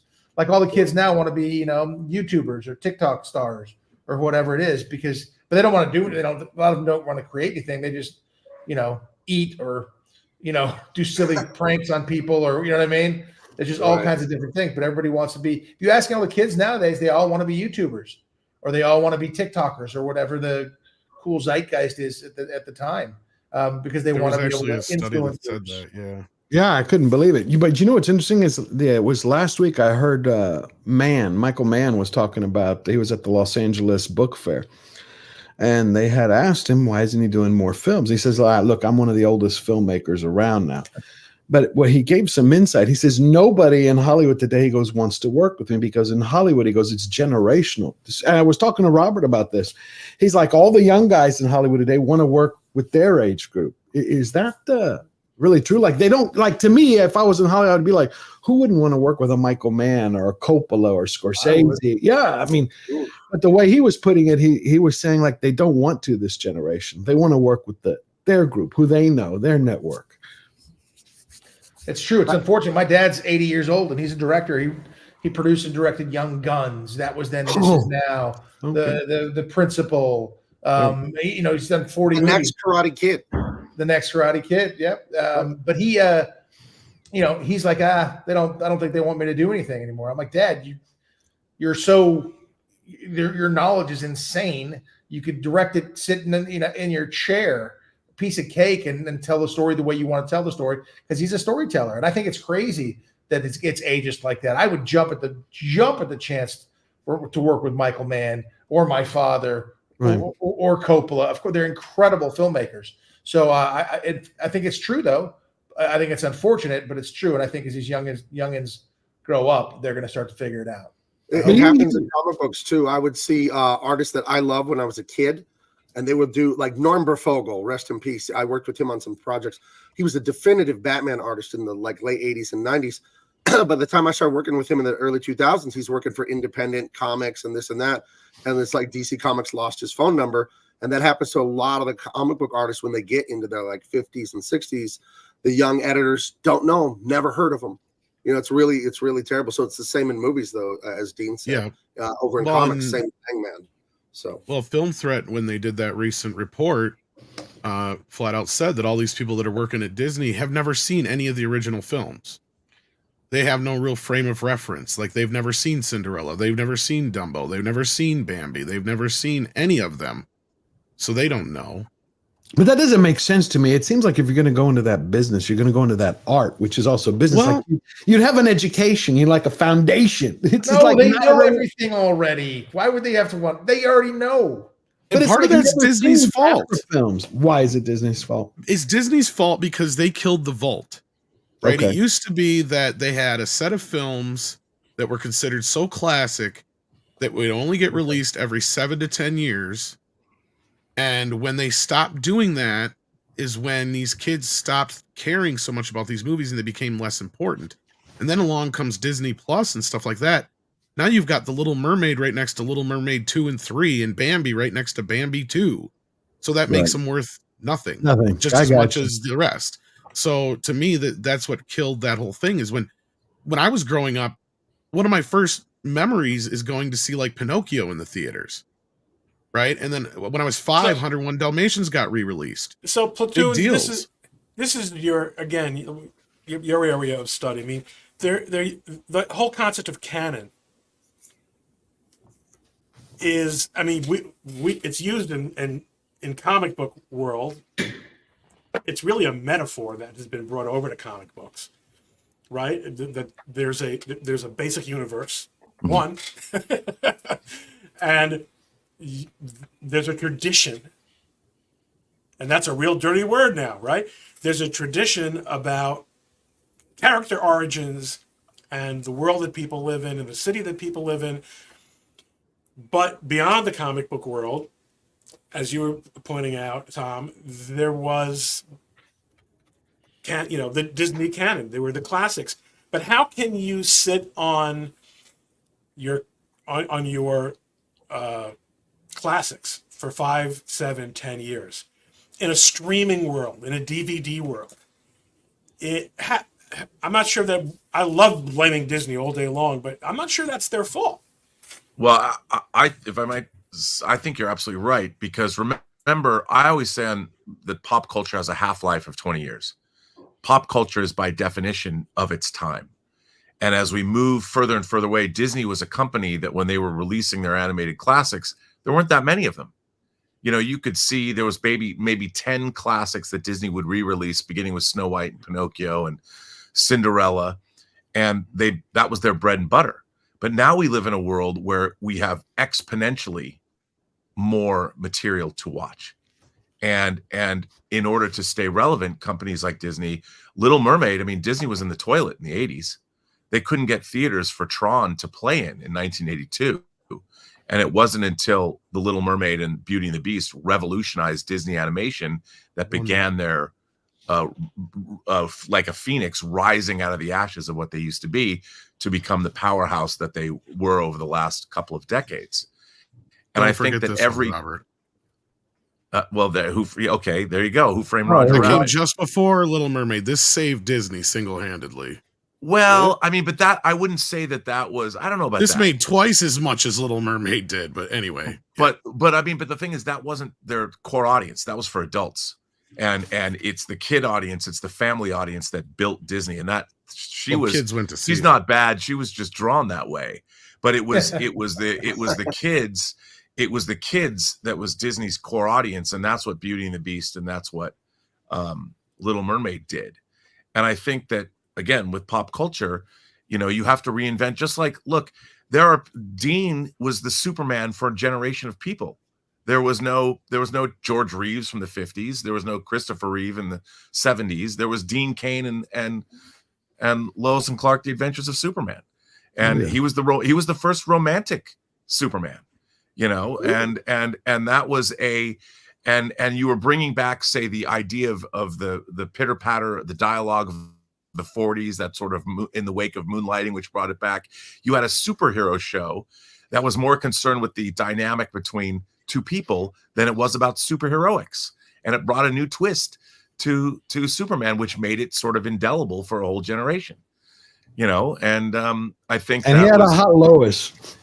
He did, who became a Bond girl, but they both were hot. I mean, let's not, I'm a straight man, but Dean was a hunk of burning love in that Superman suit. Let me tell you. But no, I mean, I think that every generation, it's just like James Bond. Sean Connery's my Bond. I like Roger Moore. Spy Who Loved Me was the first Bond movie I saw in the theater, but Daniel Craig will never be my Bond. The Daniel Craig, I love Casino Royale, but the Bond, that was the morose, bitter, James Bond's gonna die James Bond. That's not my James Bond. And Isn't that kind of like Doctor Who, Robert? I mean, Doctor Who's another 60-year-old character that's been literally reinvented through every regeneration for a new group of people. But the problem is, go ahead. The problem is it's the storytelling itself. Mm-hmm. Great storytellers are telling stories like with Dean's comic and Gabe's comic that is true to themselves. They're not putting things in that other people want them to put in.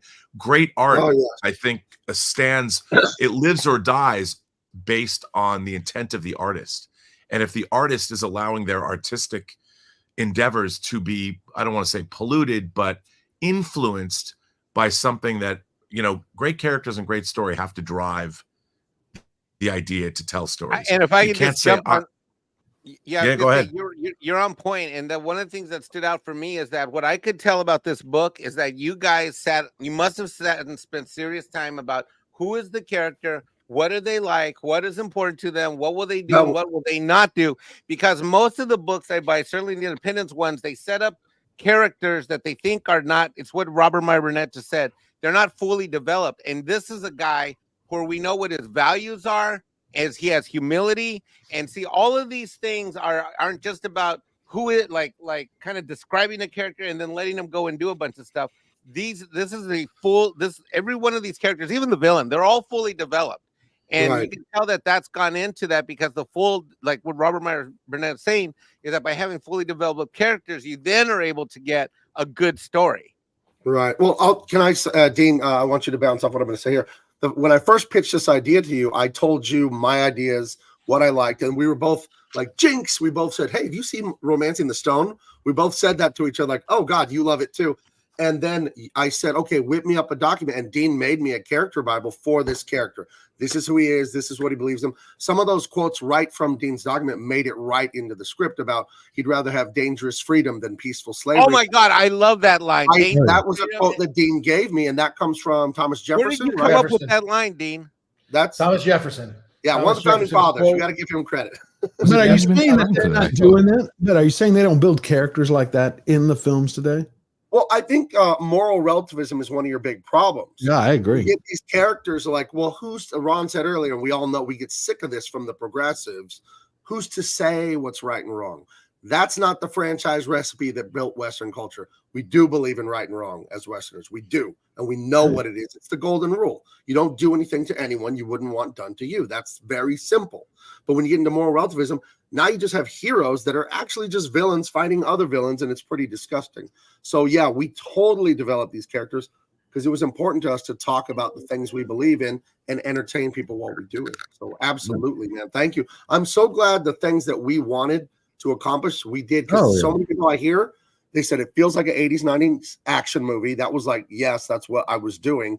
And then number two, the values, how there's a deep connection between the father and son in this, and bravery. And the point of this whole story, the point, which is stated twice by the main character, is you do the right thing no matter how terrifying it is. That is the entire point of the story. Right. To encourage people to do that in their lives. Well, you have good and bad. You have straight, it's my mouth today.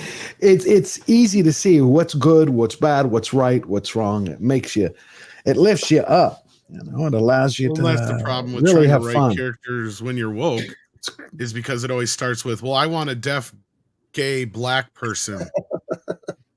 Instead of starting from the other side of things, which is, like if you're talking about a superhero, it's generally funner to start, well, what are the superpowers? And then you start to get into the origin and who they are and all that kind of stuff. If you're just talking about a regular character, a great example of good character work is Aliens, right? Because those characters are written in a way that serves both the story and things that are going on in the universe, but they're written in a way that it doesn't matter if they're male or female, right? That's not what's important. What's important is what's going on at the moments in the story and what decisions are being made by the people in their roles on the ship more so. I did think it was weird that Yaphet Kotto talked about how racist the alien was, though. I did think that was weird. Constantly. He's just like, I'm not going to survive this movie. You know how these things go, the old myth. I think a lot of people have upset he forgotten didn't to go have fun. first. Sorry, George. No, I think a lot of people have forgotten to have fun in entertainment today. Not only fun, and just deliver classic messages. Dean said it in the beginning, It's a Wonderful Life, Frank Capra, Mr. Smith Goes to Washington.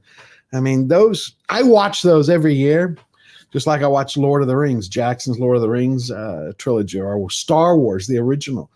I mean, it's May 4th weekend. How many people you hear are talking like they used to about Star Wars? We got the Acolyte trailer came out. Platoon, did you see that? Yeah. You saw it. I'm starting to think it's not Star Wars, it's Star Wars. That's what I've been saying for a while. Yes, I wrote that on Twitter a while back. Yeah. Oh, well, cool. We think alike. They deserve it, but that's very mean. But they're doing it now to X-Men. Did y'all hear about Marvel is going to change, or there's a rumor that they're going to be changing the X-Men. They're going to be focusing on the women. So we're going to go from X-Men. Comedy. Don't forget the comedy. I know we're going to get there. They went from X-Men to the Extrogens. I mean, it's like no men allowed. It's X-Men. They just added an E to the front of it. Can I, George? There was quick thing can you share my screen? I wanted to just tease something. Just so people know this isn't over, damn it, till Dean and I say it's over. This book, thank you for making a success, but here's a little teaser. I had it, but I didn't say anything. The second one is already being conceptualized and talked about. I made the logo there. We're going to Southeast Asia, the Hong Kong connection, and it's going to be what you think. It's going to be all that fun stuff. You got your French connection, right? All that. So we're going to go more action, more fun, more babes, more awful bad guys, and we're having a lot of fun there. And one other thing, thank everyone for supporting me and helping me getting Big Man Comics rolling, because I'm currently with the same artist from Dean Cain, All-American Lawman. My next book, Empyrean. It's Latin for means the highest high where God lives.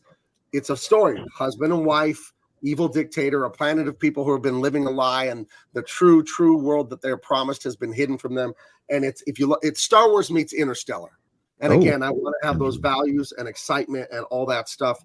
And it's just so much fun, like Dean said, to get out there and make your own things. Because we can complain about Disney.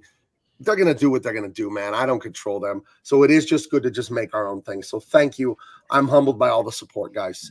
It's all a Big Man. It's so important that you guys are doing this, too, because I was talking about canon before, and I didn't get to hear from Platoon. He probably fell asleep already. What time is it in England? Ron, can you check your mic real quick? You're in the trash can again. Ooh. Never mind. Well, it's like before we start, I want to read a few super chats to see if there are any questions for you. So, Mike, let's bring him up real quick That's a good time for me to check my mic. Okay, while he's fixing. So we got Stormtrooper Julian Caesar for $2. Hail the victorious dead. Hail to you, Stormtrooper. Mexican Iron Man, the producer. All right. He gifted 10 Georgia Giant Slayer memberships. And let me tell you, today, for the first time, right when the stream finishes, we're going to hold an after party, kind of like a live membership stream. Instead of holding it on second days, I thought we might as well try something new. So everybody who got a gifted membership today, you're invited. A little bit like an after party. I've posted it for all the members, so they're going to be there, and we can continue this. Then we have Jim Alaska is back again. How you doing, my friend? He gifted 20 Georgia Giant Slayer memberships. Thank you, Jim. I hope to see you there in the membership stream when we get together. Tender Warrior 68 gifted 10 Georgia Giant Slayer memberships. Tender Warrior. Thank you. You keep moving us forward. Not a banned account for $2. Why do Sony and Helldivers 2 hate Ukrainian players? Does anybody know? I heard about this early this morning. Tom, do you know about it? What happened with I don't, but just from the question, I'm assuming that you can't get Sony network in the Ukraine. That game is not available. It's suddenly not available in like 100 or so countries anymore because that would be my assumption. You can't get a PlayStation Network account in these countries, and to play this game, you have to have that account. I was talking to my brother. My brother's a gamer, so he was giving me the lowdown on this. But they sold it to people in these countries for the last few months, and now they're requiring the account. So I think the game won't work anymore or something. I don't know. It sounds like nonsense. That's my understanding too, from what I heard. Yeah, because I wanted to touch on it. It sounds like a scam, but let's get to the next chat. We have a PM member for 2 months. PM, thank you, Soups. Soups, he says he sends his love. WDW Pro gifted 5 Georgia Giant Slayer memberships. Thank you, Pro. Can't wait to have you back.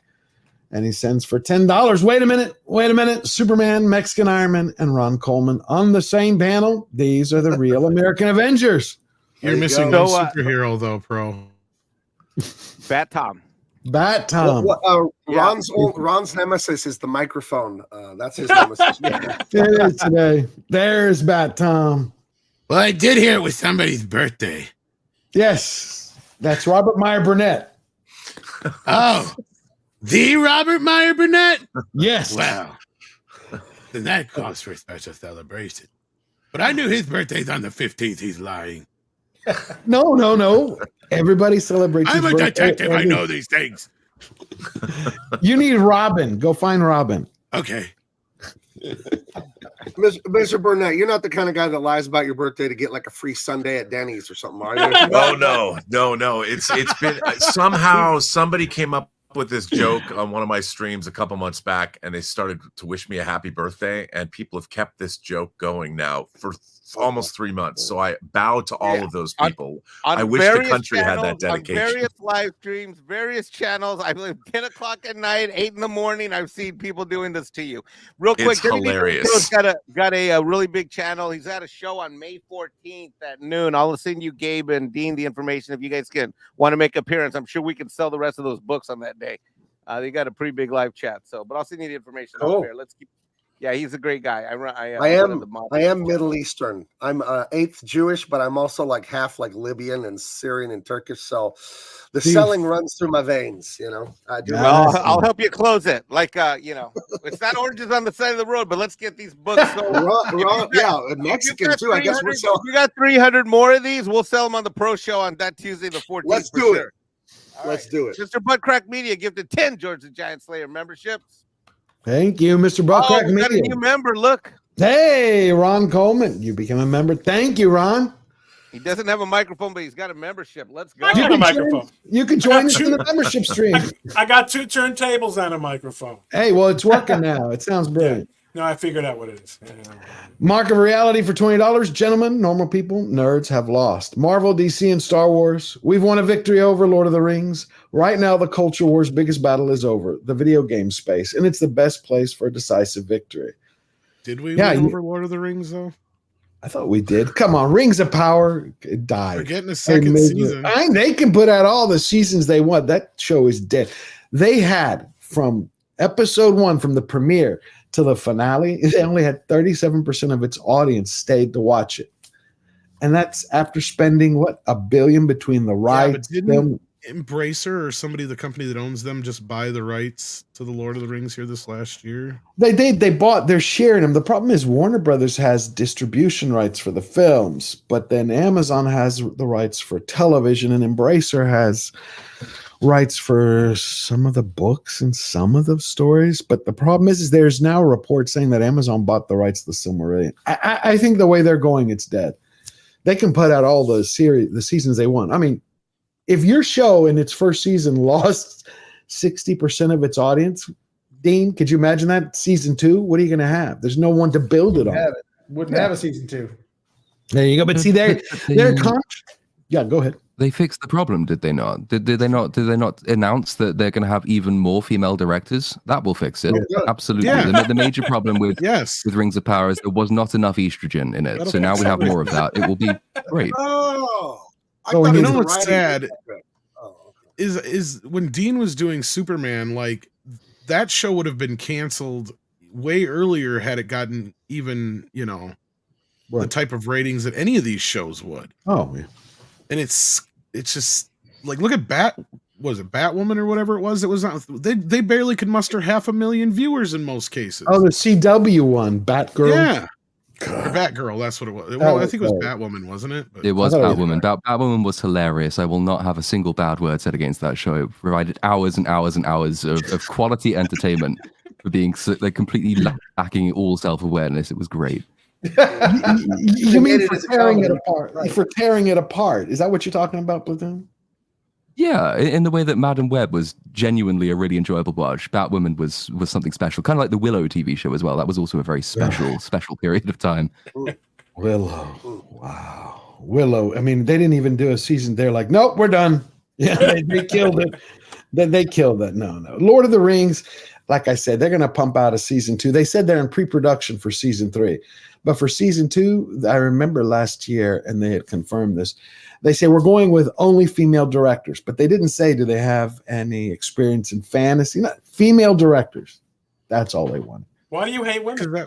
I love women, but I would like to have somebody making a film or a show or, I don't know, doing anything else, actually have the ability. When they just say we're looking for women, not their qualifications, I don't know. Who's not, right? I mean, I'm married. I'm not, but you know what I mean. Oh, and then they did say they were going to be doubling down. They said the long format storytelling is dead. That's what the problem was in season 1. So they're going to do it where every episode has more action and is self-contained, like a monster of the week. What I want to know, what I really would like to ask these people, if I could just get, what is that truth serum, like sodium pentothal or something? I don't know what it is. But I would really like to ask these woke people, where do you get the nerve to think that you can write better than Tolkien? To say, he was okay when he wrote those books, but here, let me fix it for him. Where do you get nerve like that? Where do you get, as Ron's people would say, where do you get the chutzpah to do something like that? You're overlooking the most important part. They were old white men. That's the thing. My bad. See, so that's it. That's all it took. They were white.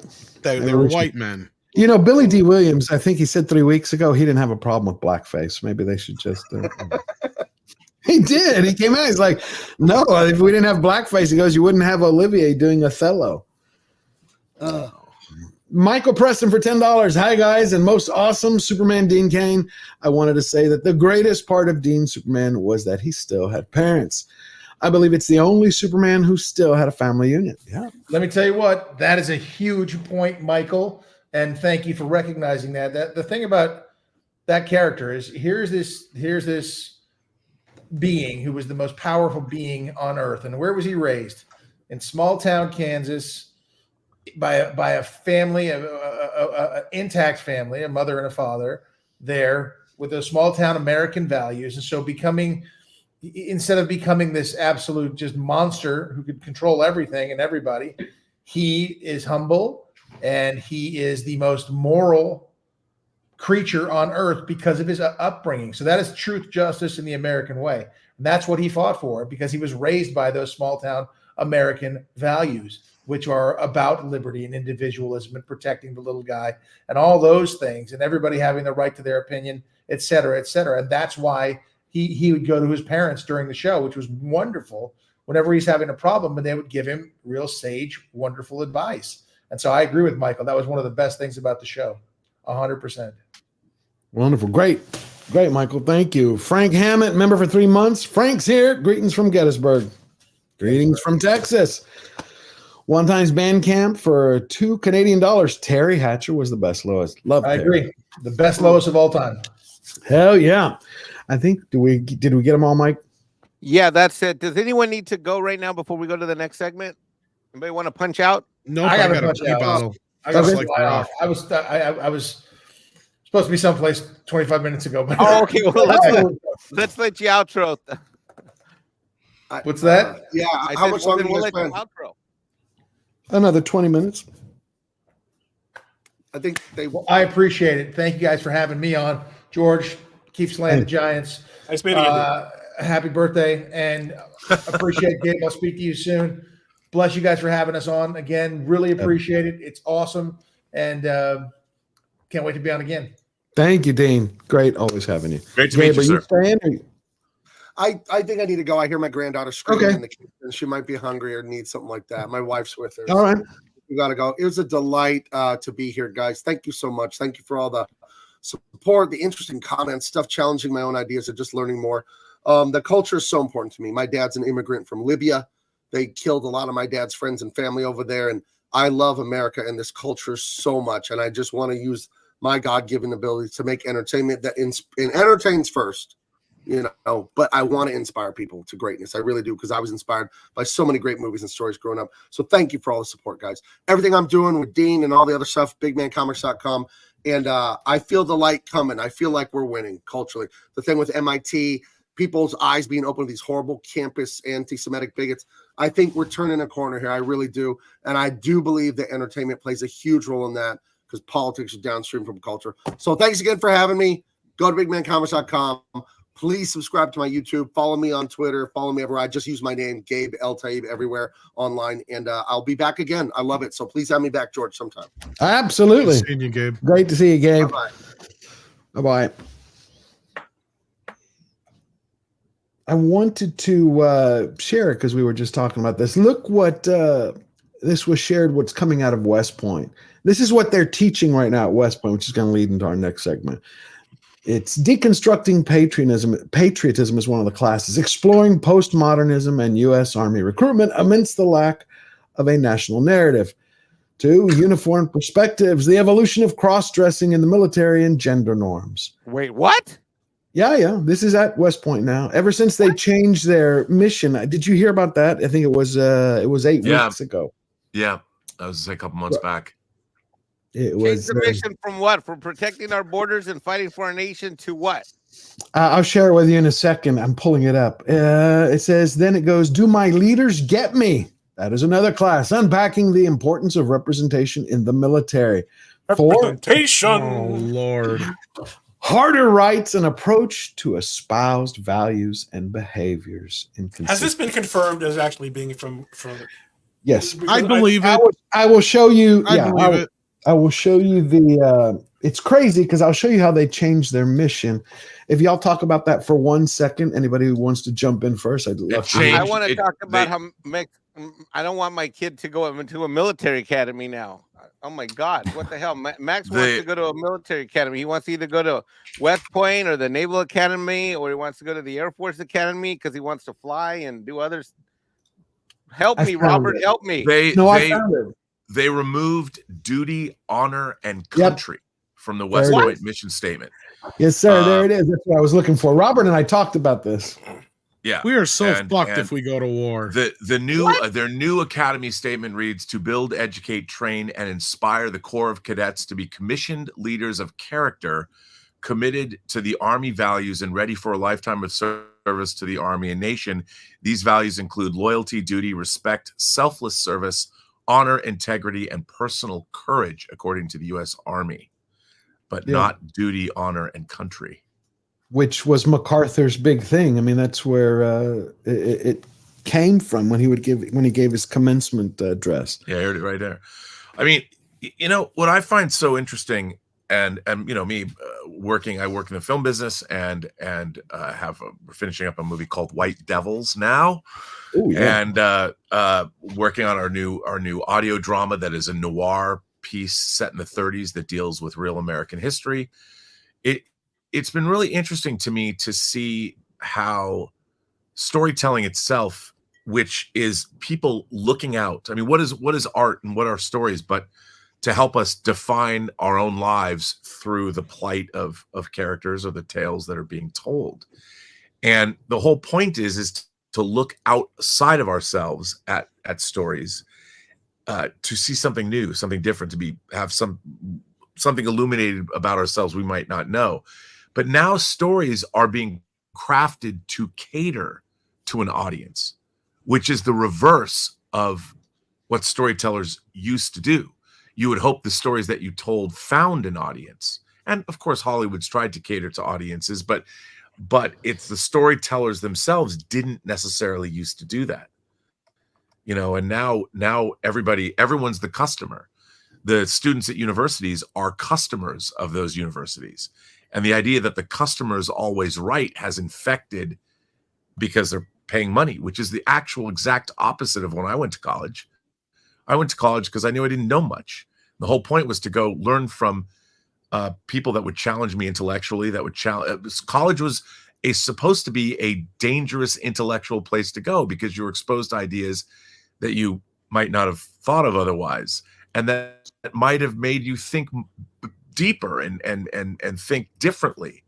Challenge and now you. It's supposed to challenge absolutely. you, right? Yeah. And now it's kids want education, higher education, to cater to their wants, which is the antithesis of what education is supposed to be. And our entire civilization is flipping that way. By the way, I think we have been pushed in this direction by bad actors who are undermining. They can't destroy us militarily. So let's undermine our foundational principles. And we gave them the perfect tool to do this. And it is being utilized by bad actors and has been. Well, some people would say, people like Jonathan Haidt would say it's being done since 2012 because he's got the documented background to prove it. But it's pretty interesting. And but don't I think you think all now, of our, sorry. Well, just our IPs are suffering from that. You know, I agree. I mean, sorry, the mic broke. I couldn't hear you. You can't tell a great story trying to shape it to an audience. Right. You know, you have to tell a story that's true to the characters and the story, the narrative that you're trying to tell. And that you can't go the other way. It never works. And the audience knows it. But we see it in the revenues. We see it. They're falling. They have film after film that flops. You have the same thing with shows. I believe it was Rebel Moon. That's the difference, isn't it? I mean, ultimately, like in the case of entertainment, yes, the money will speak one way or the other. So Disney will keep taking investors' money and it will keep putting out bad films and it will lose loads of money and eventually it won't be able to do that anymore. That's different, though, than when it comes to, say, a college like West Point or the broader American university system. And it's certainly different over here, where we have even more public funding. But you in America, Robert's right, you have this mentality, which is increasingly the students are customers, and so they have to be given what they want as opposed to what they need, which I think is a bad thing. But you've unfortunately married that with the fact that you've got a significant amount of tax subsidy that goes to most of these universities as well. And an increasing move to say that actually the student shouldn't have to pay for what they want. Other people should have to pay for them. So you go, you expect everything to be given to you that you demand, and then you want somebody else to pay for it. And it's a systemic failure over the course of several decades at this point, and that falls both on the Republicans and on the Democrats. But I would say almost particularly on the Republicans, in that you've turned a complete blind eye to your educational establishments, even when they're federally funded. And you've allowed, like, effectively just the mass hiring of lecturers and university academics who are not principally there to educate people in sort of the old liberal arts traditions, but are much more concerned with putting on as many courses as possible with the word decolonization in the title, effectively creating a whole generation of students who are activists and not scholars. And this has been done with your tax dollars, and no one has done anything about it. And the Republicans, even when they're in power, haven't done anything about it. And for all people can say nice things about Donald Trump and the good things that he did for the economy, he didn't do very much about it either.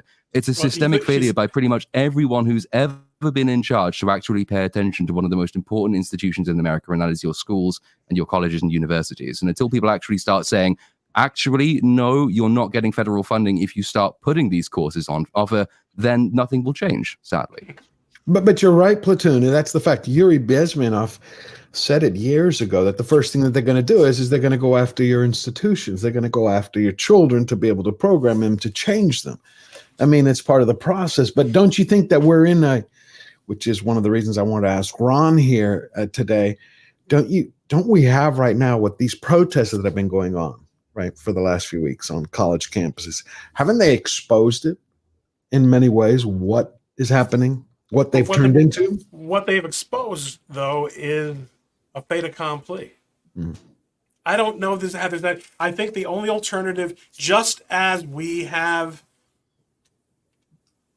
our friends making their own comic books, and we're making our own content, there's enough money in America and in the West to make new great educational institutions. And by the way, it's easier today to do than it was 100 years ago, because you don't need a 3 million volume library. I mean, you see the billionaires pulling out of schools. You got Ackman. You just now had, who was it? It wasn't Weingarten. It was, who just pulled out of Columbia University, pulled their entire. Oh, yeah. Well, there's something else happening too in the country that is, I think, even more distressing. I was reading an article. It turns out that in Silicon Valley, there are no entrepreneurs under 30 anymore creating great startups. That entrepreneurial spirit and the people, the Zuckerbergs, even Elon Musk, and when they were doing PayPal and Sergey Brin and all those guys, they were in their early 20s. They were coming up with these things at Harvard, and they were creating them. That entrepreneurial spirit and that knowledge to be that entrepreneurial is being systematically chipped away.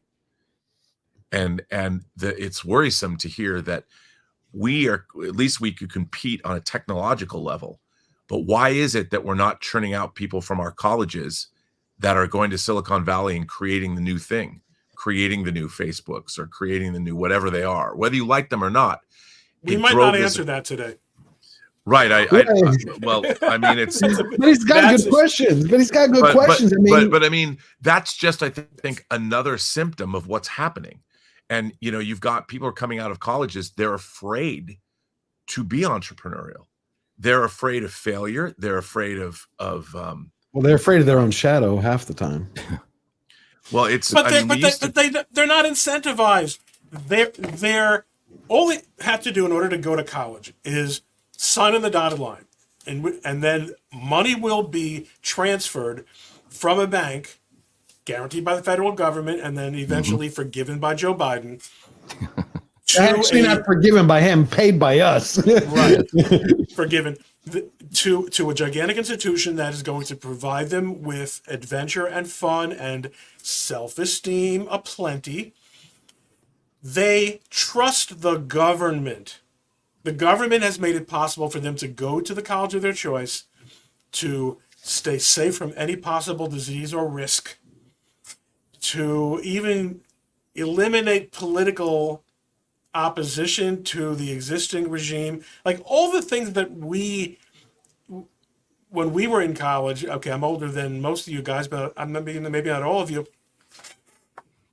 Even in the 80s, when there was this sort of reactionary movement, during the Reagan era, that was still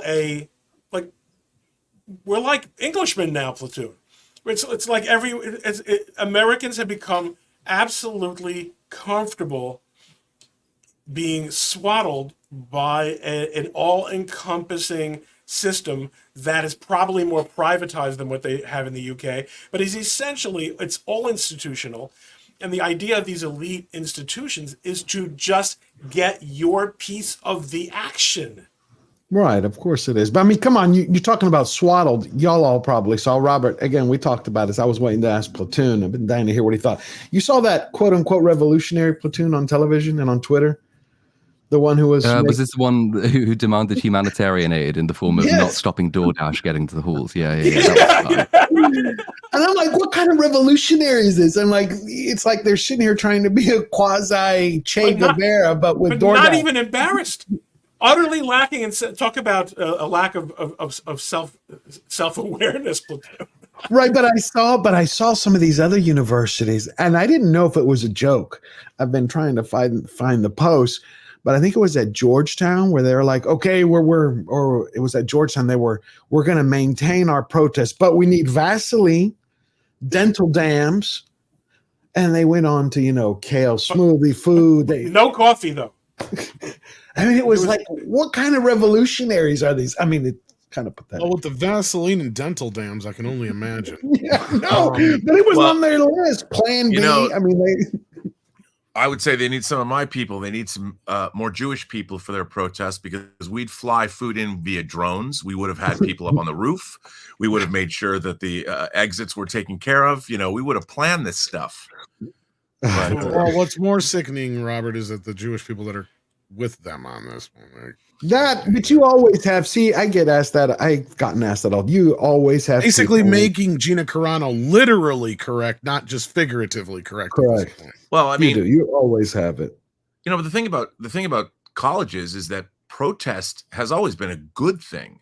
But the thing is, when somebody starts, stopping another student to go to class, well, then you've crossed a line. And these colleges did not clamp down on it right away. We should not have the police come in and have to clear protesters from a public institution. Well, Robert, wasn't a lot of the civil rights stuff about them stopping black students from going to class, for fuck's sake? Of course, and we're past all of that, and we should. We thought. Yeah, we did think, and it has been the schools. It was watching these presidents play these word salad games to try and not offend anyone. It's like, what is this weird thing about people not accepting responsibility? As an American, that's the very basis of our country, is personal responsibility, the sovereignty of the individual. You don't get the right to interfere with somebody else at our public institutions. And it was up to the universities to show leadership, which they absolutely failed to do. Right. They are reaping the whirlwind that they sowed themselves, in the sense that you had a huge 100%. number of incredibly even prestigious universities over the last few years which said, right, we're no longer going to take into account, for instance, SAT scores when we're admitting students. What we're really going to do is just test character. We're going to put all the emphasis on character. It's the quote that you shared earlier. It's diversity statement first, and then your resume, or then your CV, or whatever it is that you're applying with. All you're doing there is you're deliberately selecting for the most activist students. And it also ties into the point about entrepreneurship and the decline of that, because you're not selecting for people who are academically brilliant, because you are deliberately not factoring in their test scores. Some universities have now, in response to the campus protest, said, we're actually going to start doing SAT scores again. That was a pretty good idea. We kind of want to have students here who want to learn things, not just students who are here because they are the best of the activist class, which is what we've been selecting for the last 5 years. But it's, again, it probably is too late for a lot of these places. They've done it, and it's going to be very hard to row back from.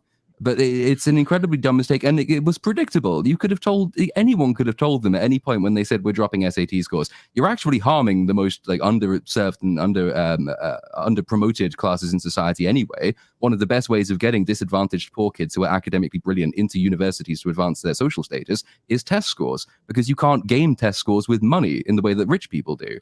But as soon as you start saying, no, it's all about personality, no test scores, money will speak eventually. The same, we have the problem in the United Kingdom of the same thing. We decided to try and do catchment areas for schools as opposed to tests to get into schools. And all that meant was that rich parents could move into the catchment area of the best schools, and they'd drive the property prices up. And so poor people couldn't go to the best schools anymore. And they couldn't use their test scores to get in there either. Very few scholarships for a long period of time.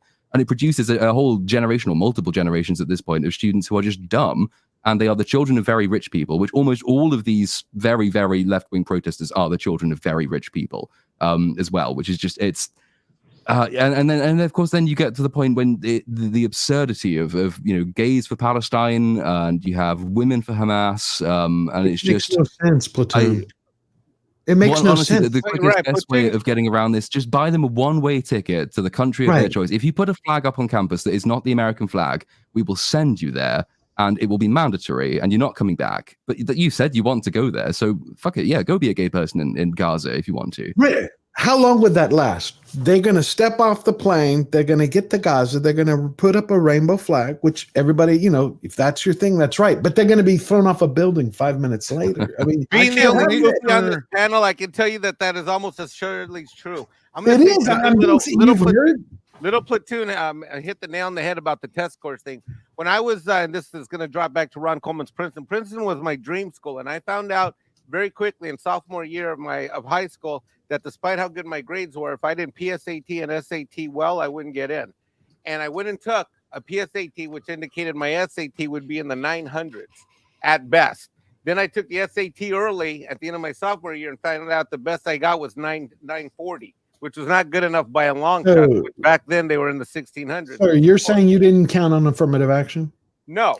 And so what I did is well, hold on. Well, I mean, maybe they may have considered the fact that I was Chicano Mexican American in my profile, but I'm so just you saying, say. Hold on. Let me finish the story. George. Hold on, you bozos. Let me finish the story. I'm being dead serious about this shit. All right. Now, I went and I studied for and took the fucking SAT 4 times until I raised my score another 380 points. Okay. My math was great. My English, my verbal sucked. I took that test 4 fucking times so that I had a shot. Now, I ultimately didn't get into Princeton. I got into Stanford. I got a lot of other places. But I was willing to do the work based on the metrics of the time. And if I were to go through this system now, I would merely have to check a box and my ass would have gotten in along with a lot of people that weren't willing to do the work like I did. I did that work and it took me 2 years and 4 SATs. And you know what it feels like to walk in and take an SAT and know that and the first time I got the same score, 990. Second time I got up into the high 10s. Third time I got in 1150s. Fourth time I nailed it.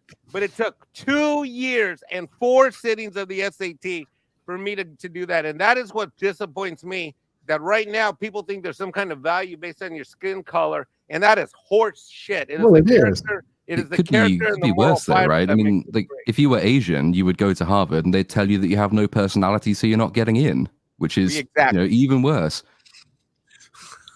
It's nuts. But the thing is where we're starting to see though is the outcome of all these policies. Again, whether it's in entertainment, whether it's in the universities and the people that they're indoctrinating. I mean, we just had, and I know Tom has already talked to him several times, and I think Platoon is familiar with this, but you know that Grum's in the video game. This is the games developer who had a bounty put out on him online. I mean, it went from $30,000 to $50,000. I can't find the $50,000 one. But what does it say? But what does it say about video games that you have people who believe that they're fighting a culture battle? They're so angry with someone because he has a different set of beliefs and he wants to highlight a set of problems, and they put a bounty on his head. It's very frustrating. It is. I mean, I don't know how much it says about video games because what's it's calling to my mind is there was that woman who'd said she went in front of well, was it in court, and she threatened to go and kill the family members of like all the people there. And then it turned out she discovered, much to her chagrin, that this was actually a felony offense and you're not allowed to threaten to kill people in real life. But what and is that was the young girl. Is, she was young. It was, yeah, exactly. So then the next appearance, she was crying. She was very tearful because she realized that she'd actually done something serious. But I think it's more reflective of just the culture of online discourse that a lot of particularly quite left-wing people inhabit, especially if they're like perennially online. They spend all of their time in subreddits and they spend all of their time on Twitter. And this is how they talk because they're used to having no consequences for speech in that sense. They're all they're all in favor of consequences for other people's speech, but they're very, very used to being able to do this highfalutin, hyper-verbose and very, very, very radicalized speech online because they assume that no one's going to come back. It's not going to hurt them in any conceivable way. And then it translates into online discourse from online, to offline discourse. And then all of a sudden they realize that, yeah, actually making death threats in the way that you do anonymously online is not going to pass muster if you do it in public, in person, in real life, because people tend to react against that kind of thing quite badly. But they're very used to having no consequences. That's the problem. But do you think it's jumping now the barrier? That's what I'm talking about. Like we were seeing it where you had these people who are anonymous. They'd made these threats the way they would talk in their hyperbolic manner. Now they're doing it on Twitter, but now you also see them at the universities. Like I'm trying to see if there's that connection between what Hollywood's shoveling on one end, what they're learning in school on another end, combine it with the online, the social media life. And it seems like we're jumping certain barriers, almost kind of like a virus, when it can jump from a bird. It's some of the graffiti that you see on college campuses with words like decolonization is not a theory. or people who excuse the October 7th atrocities by saying, well, what did you expect? Did you think we were just talking about decolonization? Like, at some point, it becomes action. And it sounds really cool and edgy when they say it on a message board and when they graffiti it on the walls of a college, which they're now allowed to do. But actually, what you are doing there is you are literally saying, no. When we're talking academically about decolonization, what we mean is actual mass murder. That is where it leads to if you have no consequences until that point. Yeah, Douglas Murray's been talking about that for a while, and he brilliant guy. Did anyone watch the Israeli ambassador's speech to the United Nations the other day? No. It might be the greatest speech ever given in the modern age. I'll have to watch it. And by the end, no one listened to it in the United Nations, that's for sure. And watch to the end, because it is the most scathing, I mean, skewering of the United Nations you could possibly imagine. Presented in a very, very mannered. But it was so spot on, and it was fantastic. I don't know if people hate when I promote pro-Israeli, but I see Israel having been. I've been to Israel, and as somebody who sees them as a very a pluralistic parliamentary democracy that is a very cosmopolitan place, and I was invited there to show a movie I made, and it was a very great, for me, it was a terrific honor, and to see how people are treated in Israel. What is happening now is just an incredible shame. And I will always be astonished. I mean, now I'm being called a Zionist, and it's like, no, I believe in Western civilization. that is the gates of Western civilization in an area where there is none. And so that's what we're seeing here. And watching this guy lay it out, it was. And the funny thing is, do we want people to die? Of course not. I mean, nobody wants people en masse to die. I say on my own, channel, if you go for Adrian Veidt and you believe what he said in Watchmen, or the Dr. Manhattan, the thermodynamic miracle of life. Each one of us is unique in the cosmic infinitude of the universe, and the short time that we're here is an amazing, miraculous thing. So to lose anyone before their time is a true tragedy, because you're losing something. There's only one of each one of us in the universe, right? And all their potential, everything that they could be. The cosmic infinitude, and it's like Clint Eastwood said, it's a hell of a thing killing a man. You take everything you had. Well, I want to know where some of this sweet white privilege is. I had recently, the joke that George and Rob were making earlier is I had to get my passport and I had to order a birth certificate, which came back, which indicates, I don't know if you can read that on the screen, but it says Caucasian. Back said Caucasian. You need to change your tag. Dude, you keep saying that it's a mistake. We all know that you're an infiltrator. Just take it. Just own right. So whether it's a mistake that they put Caucasian instead of Hispanic, or I'm an info, I want to know where some of that sweet nectar white privilege I keep hearing about is. Where's that? Okay. Dude, I'm waiting for the checks from the Zionist occupied government. I'm waiting for where the protocols of the elders of Zion. I've received nothing. I get nothing. Robert and I talked about this, Mike. All you have to do is stop using spray tan, and then your color will come out, and then everybody will see that you're truly white, and then the privilege will start rolling in. See, now everyone's gonna know, Mike. I've been keeping it a secret, keeping a lid on it.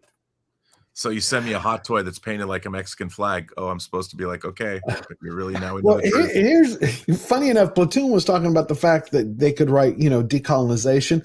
When I was mentioning earlier that program that Disney is funding, where they're only funding Islamic filmmakers for a year, and they're doing it with Sundance. I don't think Robert was here at the time. No. Well, here is the actual. This is the lady right here, if you can see it. And the name of the video is "The Road to Decolonization." Right. What? The Road to Decolonization. All right. I want to learn something about colonization. Does anyone know the history of Islam in terms of colonizing? I mean, correct. I know, but that's what's funny is she wants to push. When you read and you listen to her video, because it's too long to listen to, I just want to give everybody a taste of it. She's like, I am here to represent the decolonization of the United States, beginning in entertainment and then in education. And I'm like, well, and she's like, so we can then bring in more Muslim filmmakers so we can have more discussions about Islam and art. I'm like, well, are you talking about the people who believe in colonizing everybody? Wait. Guys, I feel as if I have been my afternoon is beginning to become oppressed and apologize. So I've actually got clients who think I'm in the office today, and that's why I have this great green screen behind me. But I'm gonna bail. Okay. Thank you all. Great to see those Thank of you, you Ron. whom I know, and I hope we can do this again soon. Thanks a lot. Absolutely. You're great, Ron. Thank you so much. So long. Anyway, I just thought that was funny to bring Well, up. I have a question. As being a member of the based upon my skin color of the colonized peoples, I just want to thank Your Cracker skin color Nation today. Today, You I take want a to thank shower, it Cracker gets a little Nation lighter. for my asphalt, my drywall. I love my house here on the golf course. Mexican Iron Man does not want to live in a teepee down by the river, and I definitely don't want to hunt buffalo in the winter. So thank you for your contributions. Thank you. I don't want my land back. Thanks. You don't? No. You sure? It's too much work. I had to like hunt buffalo naked in the snow, and no. All right. Well, thank you. I think it's been a great conversation. We were supposed to have Gothix today. We were going to go more into what's going on with Hell. She had a family emergency. Sorry about that. I did actually have an image shared here that kind of goes along. Oh, with sorry, I'm not By the looking. way, can I just say I love her? Gothix? Yeah. Yeah. This is all I can think of. Basically, it's like I said, if you take these protesters, the ones where they're saying, pick anything, gays for Gaza, go to Gaza, practice what you're preaching. Just you could make the same point of the Muslims that Disney are bringing over to create art in America. There you go. Why are you coming over? Why do you need to come over to America to unleash your artistic potential? Maybe the case that your home country is a little bit more restrictive on your creative endeavors. There's a whole, it's fascinating, like the differences between Sunni and Shia Islam in what is allowed to be depicted artistically, and sometimes it creates these immense works of literary poetry, for example, because you're not allowed to do visual depictions of anything that's considered to be holy. I think that's one of the doctrines of Sunni Islam, but there are incredibly very strong restrictions on what you're allowed to do, and America doesn't have those, which is a great thing. And I'm all in favor of people like Salman Rushdie coming over and writing the satanic verses, largely because he can't do that anywhere else. That's one of the great things about America, is that you have this immense artistic freedom. It's just that unfortunately that you do seem to be importing quite a lot of people to do that who don't understand what an immense privilege it is to be brought over to America to be allowed to do that.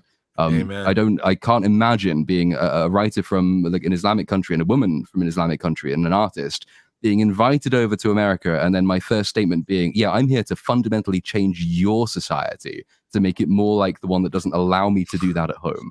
It's just ingratitude is slightly annoying.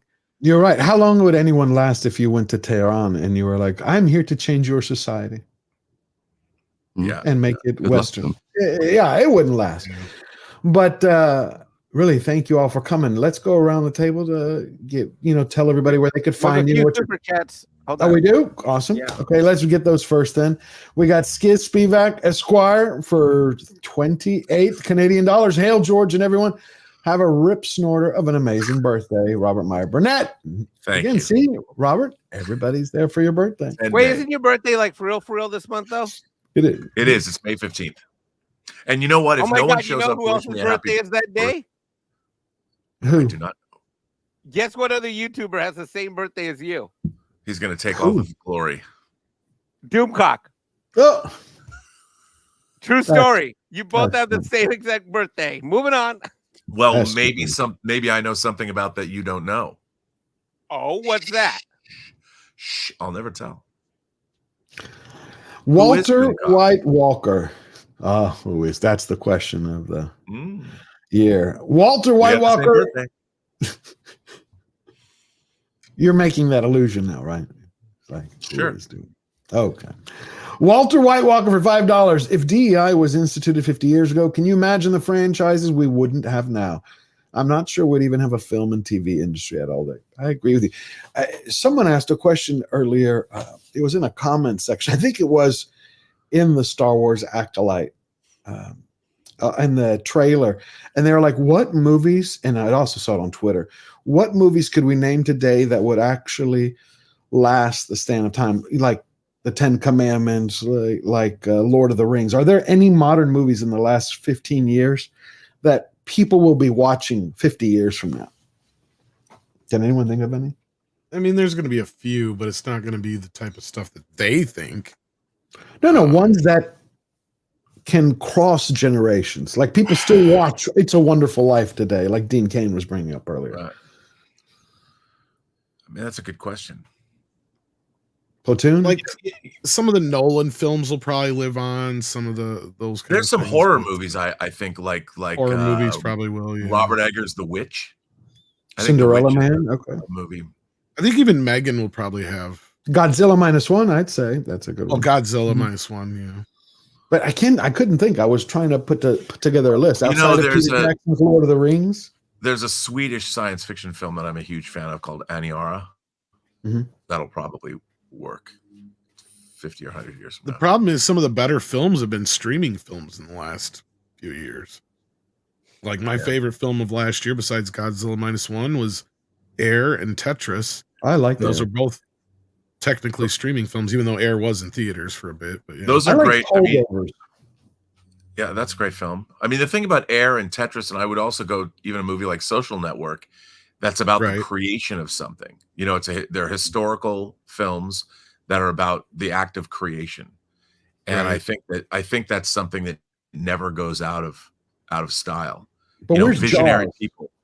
But where's the Jaws that we grew up with? Like, what's Jaws today? Superhero films really kind of destroyed that. As much as we may love them, and that's like, where's kind your of ET? Where's your or Aliens? Where's your? You know what I'm talking about? Those seminal films. the closest thing you would have would be like a Barbie.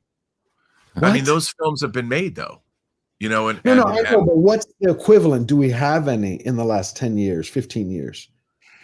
That will Not be of that scale, right? I mean, you could name like the Villeneuve Dune films, for example. I think will hold up over the test of time. But if you're trying to compare them to something which is, you know, as universally acclaimed and loved is the most important thing as like Star Wars is, for example, I don't really see that. I think they'll still be watched. I just don't. They're not going to have the same cultural footprint. I can't think of it. Probably Avengers phases 1 to 3, right? Like the original 3, like main Avengers films. Up to Endgame will probably be stuff that people will revisit because so many people grew up with it. In the way that I imagine some people revisit Harry Potter from time to time in the films there as well. But from the last 10 years, I'm struggling to think of anything that's making waves. That's the thing. And we don't even know what will be relevant in 10, 20 years from now either. That's the thing. I mean, we didn't know what was going to be relevant 20 years ago. Really? But I think we kind of did in a way. You knew when you saw Lord of the Rings that was to a point, like not really. At first, when I first went to the first Lord of the Rings film, I didn't expect it to be the big thing that it was. No, because all my friends that were into Lord of the Rings, like me, were like a select group of my nerd friends, right? Like, sure, almost all my nerd friends like Star Wars, and about half of those friends were into Star Trek, but only a third of those people were like the D&D Lord of the Rings crowd. That was a phenomenon. That's probably one of the last ones you could say that was a phenomenon like Star Wars or Jaws or one of those that'll probably what about stick Conan around. or Terminator? When you saw those, you didn't feel like when I saw them, I felt like I'm going to be watching this for But you know, well, like when the thing is, when those movies came out, like Terminator was essentially a low budget, you know, action film. And at the time, you had larger budget, like that came out in its 40th anniversary. It came out in 84. Video made that movie too. Yeah. That was and that was what I was going to say, video and cable, and people watch those things. I mean, what's crazy about Terminator is in 84, you have a movie that came out that was less than $6 million. And then in 91, Terminator 2 was the first $100 million movie. And within the interim, that tiny, we'll call it tiny, that little movie had gained enough of a following on home video and on cable that the entire world had seen it. And so they were able to put $100 million in, and that movie was the #1 biggest movie of that year. And it's interesting because that's the evolution of a franchise right there. And they've never been able to duplicate the success because those movies are of the time in which they were made. And you can keep making your Terminator movies, but they'll never have the resonance because at the time they were fresh. Yeah, they're fresh and new, and that's what I find interesting about, like, so I don't think this is a terrible thing to say. I'm wearing my, you know, my various factions of all the different in the Star Wars universe, the different factions. But I don't think Star Wars is relevant anymore. Well, it And isn't just because like I Disney think- killed it, but Disney killed it. But I don't necessarily even before Disney. I think that look at James Bond. As much as I like Casino Royale, you look at what the Broccoli's did, or Barbara Broccoli and Michael Wilson. When you get to No Time to Die, I was like, what is that? What that is about as far away from the character of James Bond as I could possibly imagine. And I'm looking at that going, they have made the character of James Bond completely irrelevant to the modern age, because maybe he's not relevant to the modern age. And maybe there are franchises that just need to end. And why is Hollywood not making new vibrant franchises? I made this point actually in the review of Indiana Jones 5. It's like there's a reason that Indiana Jones, is obsessed with putting things in museums. Some things belong in museums. If you keep taking them out of the museum and creating a new one, reusing it, it's going to wear out and it will just cease to have any use at all. So like it's hard. It depends, I guess, what you mean by relevant. I'd still consider the original Star Wars relevant in the sense that it's one of those, any of the original 3 Star Wars films. If you see it's coming on TV, a lot of people will sit down and say, "Oh yeah, Star Wars, that's really good. I agree with that. you. I'll watch it." But those are the new ones don't have that. Yeah, timeless and relevant. Yeah, 2 different things, I guess. But that's why I was looking. Maybe that's the word, timeless. Platoon. But they all become. I mean, Robert's right. Like, I think that the fact that they will come about in this very culturally specific moment in time, and you have this huge sort of explosion in these culturally iconic properties. Star Wars is one of them. Jaws, Terminator. They all have something to say about a really interesting period in history. And it's usually quite optimistic in the end, because the 70s through 80s, even though you had this massive drama of the Cold War and you had the fears of the latent new technology and all the rest of that, it's an incredibly dramatic time. And all of these films, in some sense, capture some part of the spirit of that age. Whereas I kind of figured like the last 20 years, really, maybe even 30 years, we've sort of moved away from like cautious optimism or even terror at the possibility of this technological revolution. It's just become quite boring and then depressing.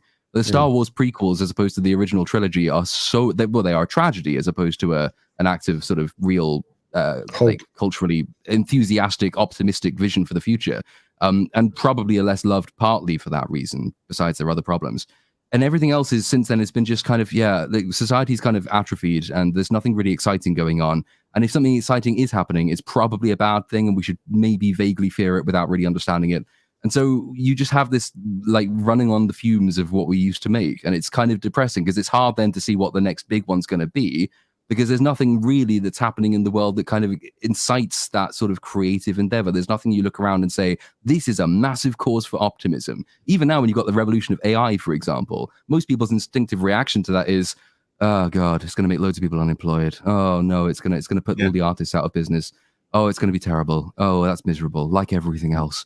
And it's like, I would like there to be something optimistic to create a new Star Wars. I just have no idea what that thing is or where it's going to come from. Well, and that's just it, is when the time, I'm sorry, Robert, I just want to say the time that Star Wars came out, and you may be going to say similar thing. The era was so different than where we're at now. Like the difference was, as we were coming out of Vietnam and economically things were horrible. People just wanted to get away. So things like Jaws and Star Wars and these fantasy films were a way of, us escaping the real world. Now we're in a place where we'd like to escape the real world, but the real world has just invaded everything. We can't even watch Star Trek without being reminded of the real world now. But anyway, Robert, I didn't mean to interrupt you there. No. Well, it's funny what Tim was saying. It made me think about something I'd never thought about before. Game of Thrones, for instance.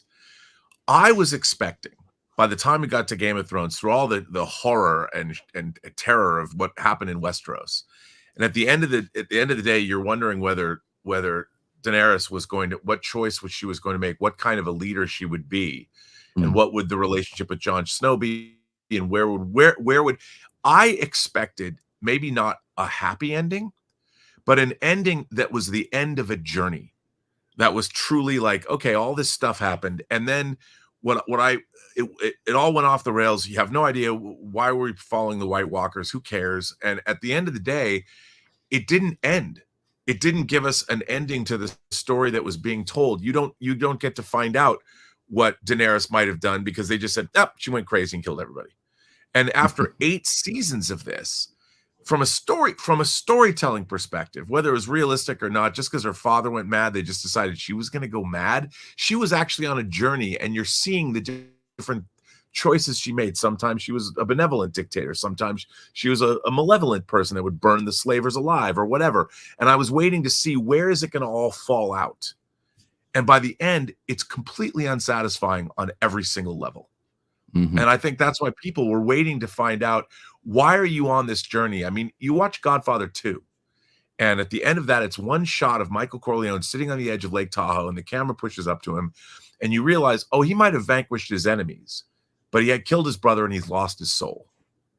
Mm. You know, he was not, and that's how the movie ends. It wasn't necessarily happy, but it was satisfying.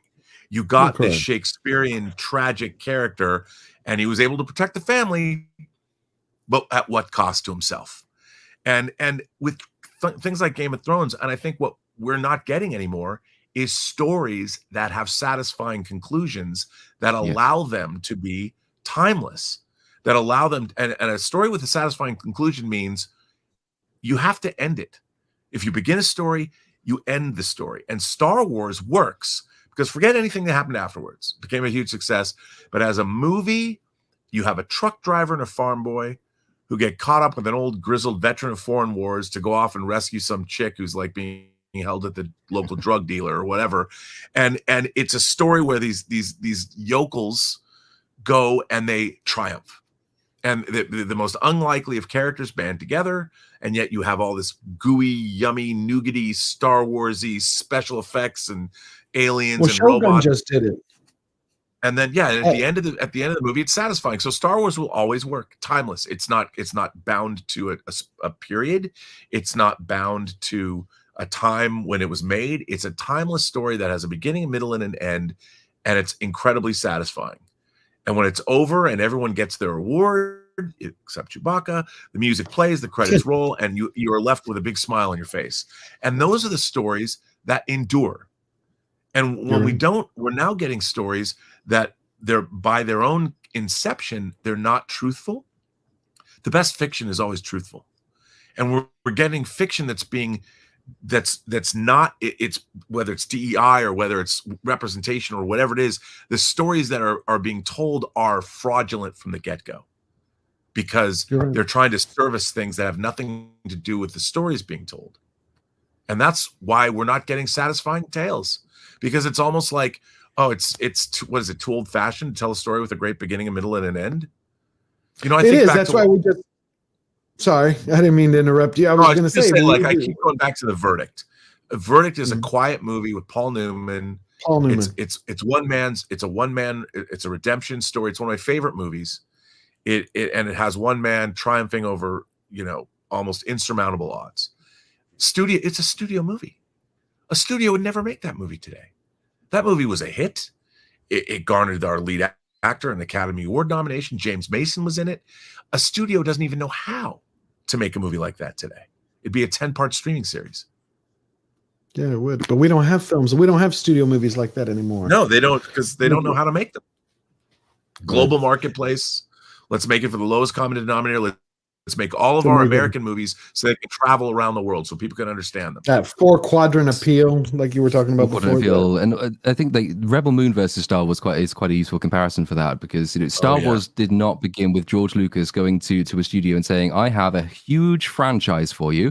Please now back my movie." Star Wars was underestimated, and the reason the franchise took off is that he made a self-contained brilliant story, as Robert was pointing out. Zack Snyder goes to Netflix and says, "I have a franchise for you. It's going to have spin-offs, video games, comic books, music videos. It's going to have 6 films."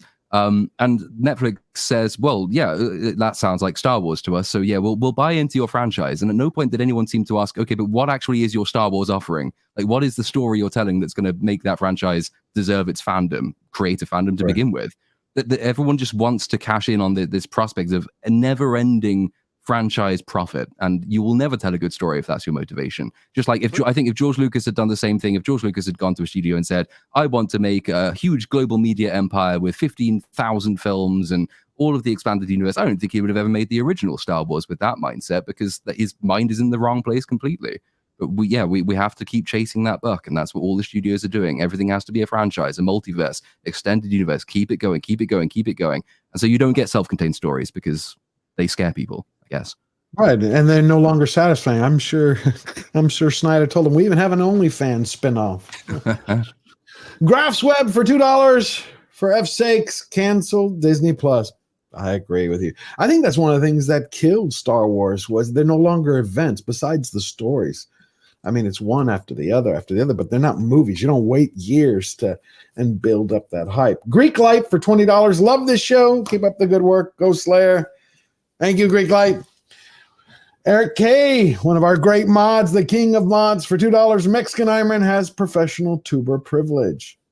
And now we know he's Caucasian, so he's got both. Thank you, Eric K. And I think that about wraps it up. Thank you all for coming. Let's go around. Little Platoon, tell everybody where they can find you and what you're doing next. Yeah, Little Platoon is the main channel, and Lost Chord is the second channel, and it's at Platoon Pod on Twitter. I am currently fighting with the copyright devils to try and get, funnily enough, a Rebel Moon video out at some point, which was supposed to be out today, but it's still in copyright hell. So it will be out at some point this week, and then there'll be a part 2 for that as well. And after that, I don't quite know yet. Something else will come, I'm sure, but plenty of long hours of video content is in the pipeline. Thank you, Platoon. Robert? Just doing my I just did a stream with the filmmakers behind a Mad Max fan film called Hope and Glory that just dropped today. That is incredibly impressive. Filmmakers out of Germany made it. So I just did that. If you watch they launched the fan film on YouTube today at 9 a.m. If you want to watch that and then go over to my channel and watch my observations today, I interviewed the 3 principals, the 2 directors and the producer and the director of photography. It's really, really neat. If you're a Mad Max fan, it's a very impressive, even though it's a fan film, it's almost like if it was a Mad Max TV series, that's what it would be.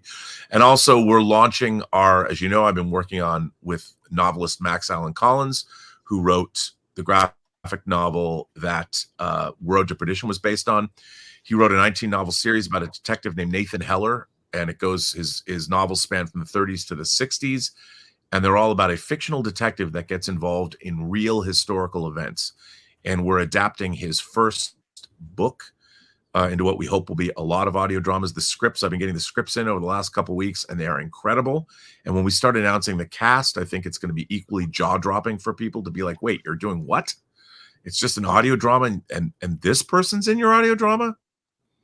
Yes. And so we're launching our crowdfunding campaign this week. It's a hybrid. We're already in production on the actual audio drama, but the more we can raise crowdfunding, the more we can pay the actors that we want to use. So that look out for that launching. And we'll share it here. When I say that the scripts, I'm blown away by the scripts. I was absolutely blown away by the quality of the scripts. And I feel bad that we're not making a TV series now. But who knows? I told you that at dinner. When you and I had dinner in Southern California, I said, this sounded so good, it should be on TV. I said that on our 4th Scott. Well, it's one thing. I mean, when we did the proof of concept, it showed it's good. But these scripts are, the actors, the feedback that I'm getting from the actors has been extraordinary. And Max has done such a wonderful job writing this. And I can't believe I coerced him to doing it. I mean, sure, he's going to get paid, but I can't believe that we're doing it. So, if you can support, if you like those kinds of things, and if you like audio dramas, it'll be available in multiple mixes, 2-channel, 5.1, and hopefully Dolby Atmos. So check it out. And we are going to premiere it at San Diego Comic-Con in a movie theater in the pitch black. Sweet. Can't wait. Tom, you there? There you go. I thought you were talking about Tom. You can find me on Midnight's Edge After Dark. I also dropped a new channel called Lost Classics. Check it out. Ooh, thanks for having me, George. A hilarious music channel with songs that sound like they came out of the past, but the lyrics are repurposed for a modern audience in a hilarious freaking way. Well, actually, it is the most funniest crap I've ever heard in my life, and the most entertaining, and it's incredibly well produced, by the way. My newest one that I dropped this morning in the middle of the night is actually performing better than any other ones have before. So we'll see how this goes. I think as people discover what you put out, it's going to be great. So what I want to promote, George, is that we're going to members only mode here. I'm going to play a short video, and then we're going to go into members only mode. But we've got a super chat from Fantastic Mr. Knox for $2 Australian. What a wonderful stream. Great guests, too. Right. Pick up. We also got 10 more Georgia Giant Slayer memberships from Mexican Ironman, our wonderful producer. So pick them up so you can join us in the stream. We got from 21 Palak, a member for 3 months. Hail Slayer Nation. Hail George. Hail to the chat. Hail to our amazing chat. And hail to you, 21 Palak. Pick up your memberships. If any of you gentlemen want to join us in the membership stream, pick up one of them up. You're more than welcome to come. If not, I can't wait to have you all back. I want to thank our incredible producer, Mexican Ironman, the beautiful chat got. I have missed you. Again, 2 weeks was too long. I love sitting here talking with Platoon and all our amazing guests. So let's start with a transition. All right. So we're going to members only mode in about 49 seconds. So if you're a member of the channel, including the gifted members, you get to stay in the stream, and then later after the membership stream is over, we'll make the entire live stream public.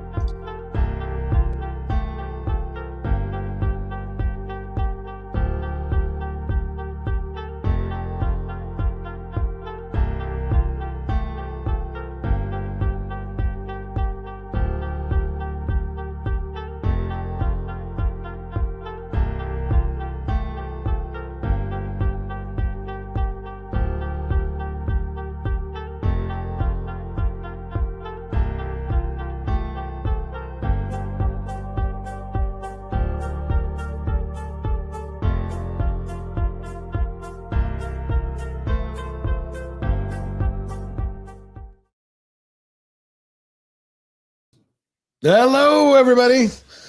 Let's see if the members start coming in here.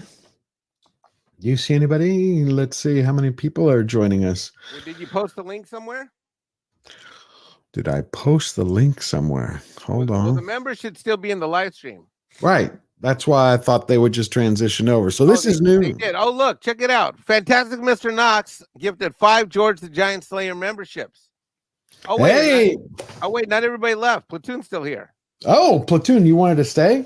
George is still here. If you're happy to have me, I'm happy to stay. Oh, I'm thrilled for y'all to stay. Now Never we had a can talk membership. about the juicy stuff with Tom and Platoon that we can't talk about normally on YouTube. Yep.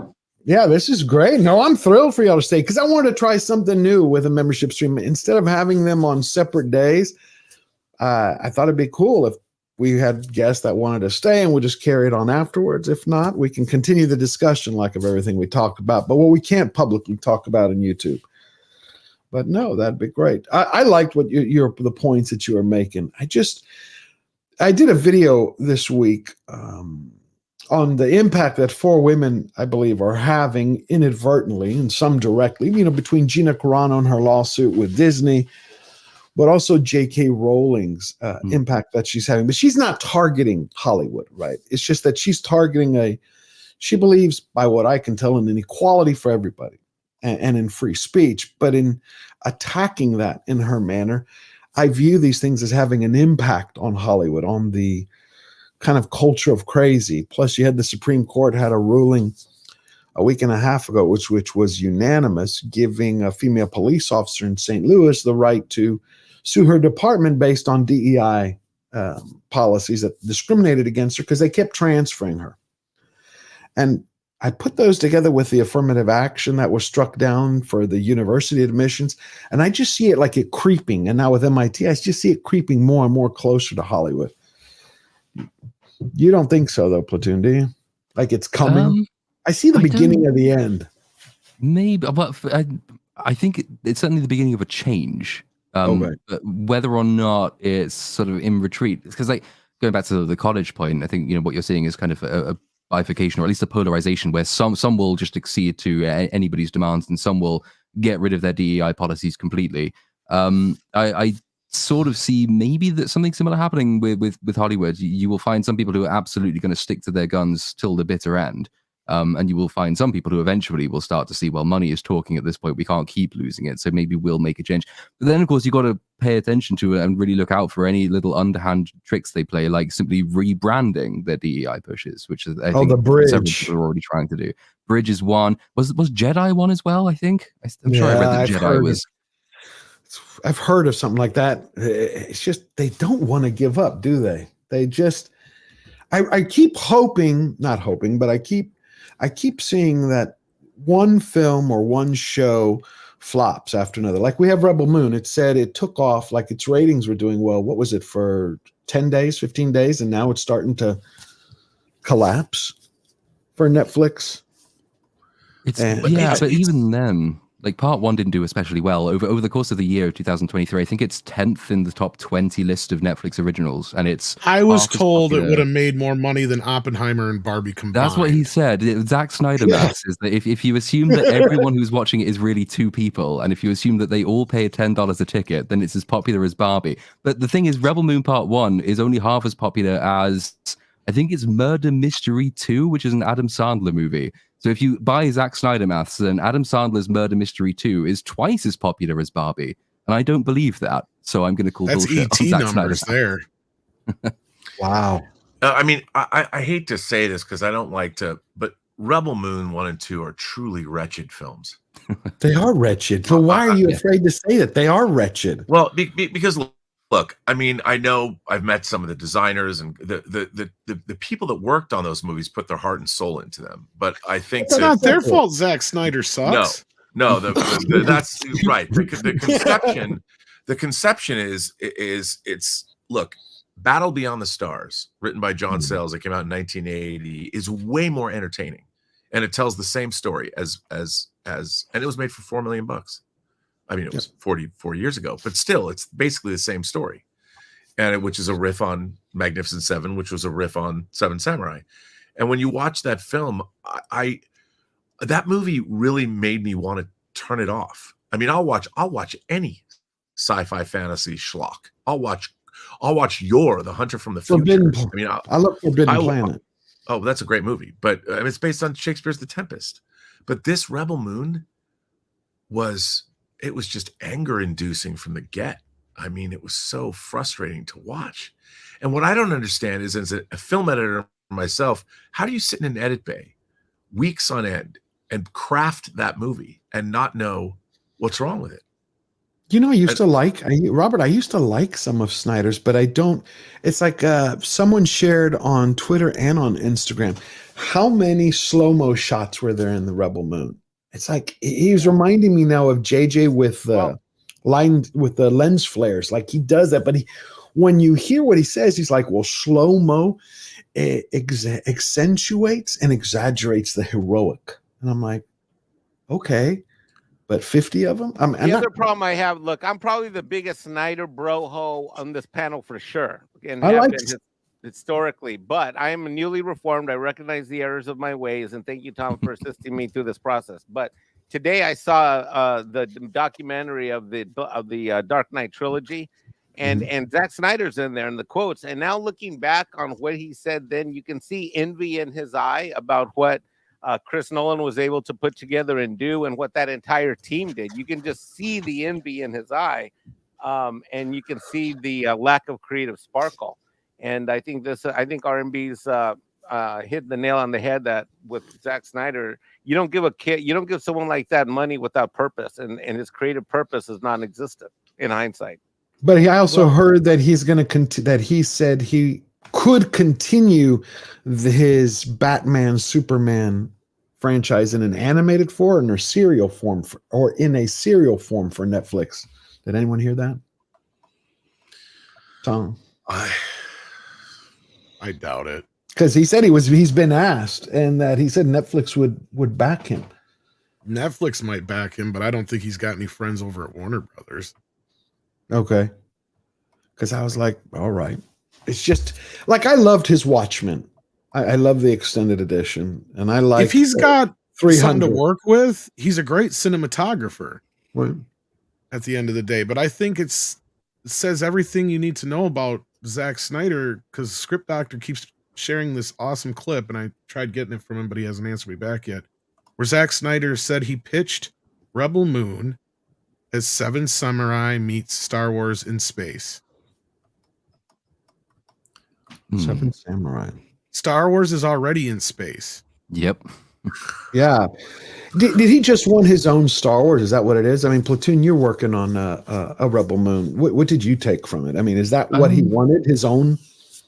Sort of, yeah, but no, I think he wants what Star Wars is as a franchise, not as an actual cultural property, not as a story, and not as an idea. I don't think he put any attention at all into the writing of this movie. I think what he wanted was just steal as much as possible from as many different sources as possible, because somebody told me that's what George Lucas did.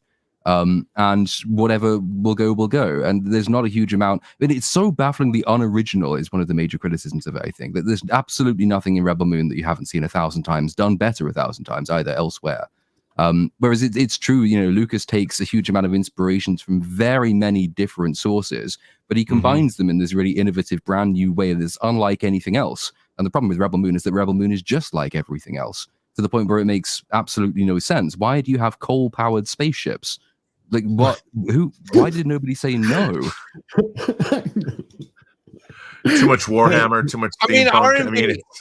Rob, when you saw Rebel Moon, just as a sci-fi black belt that you are, because you are like 5th degree udon level black belt of sci-fi, it's the whole thing must have just driven you absolutely nutso, right?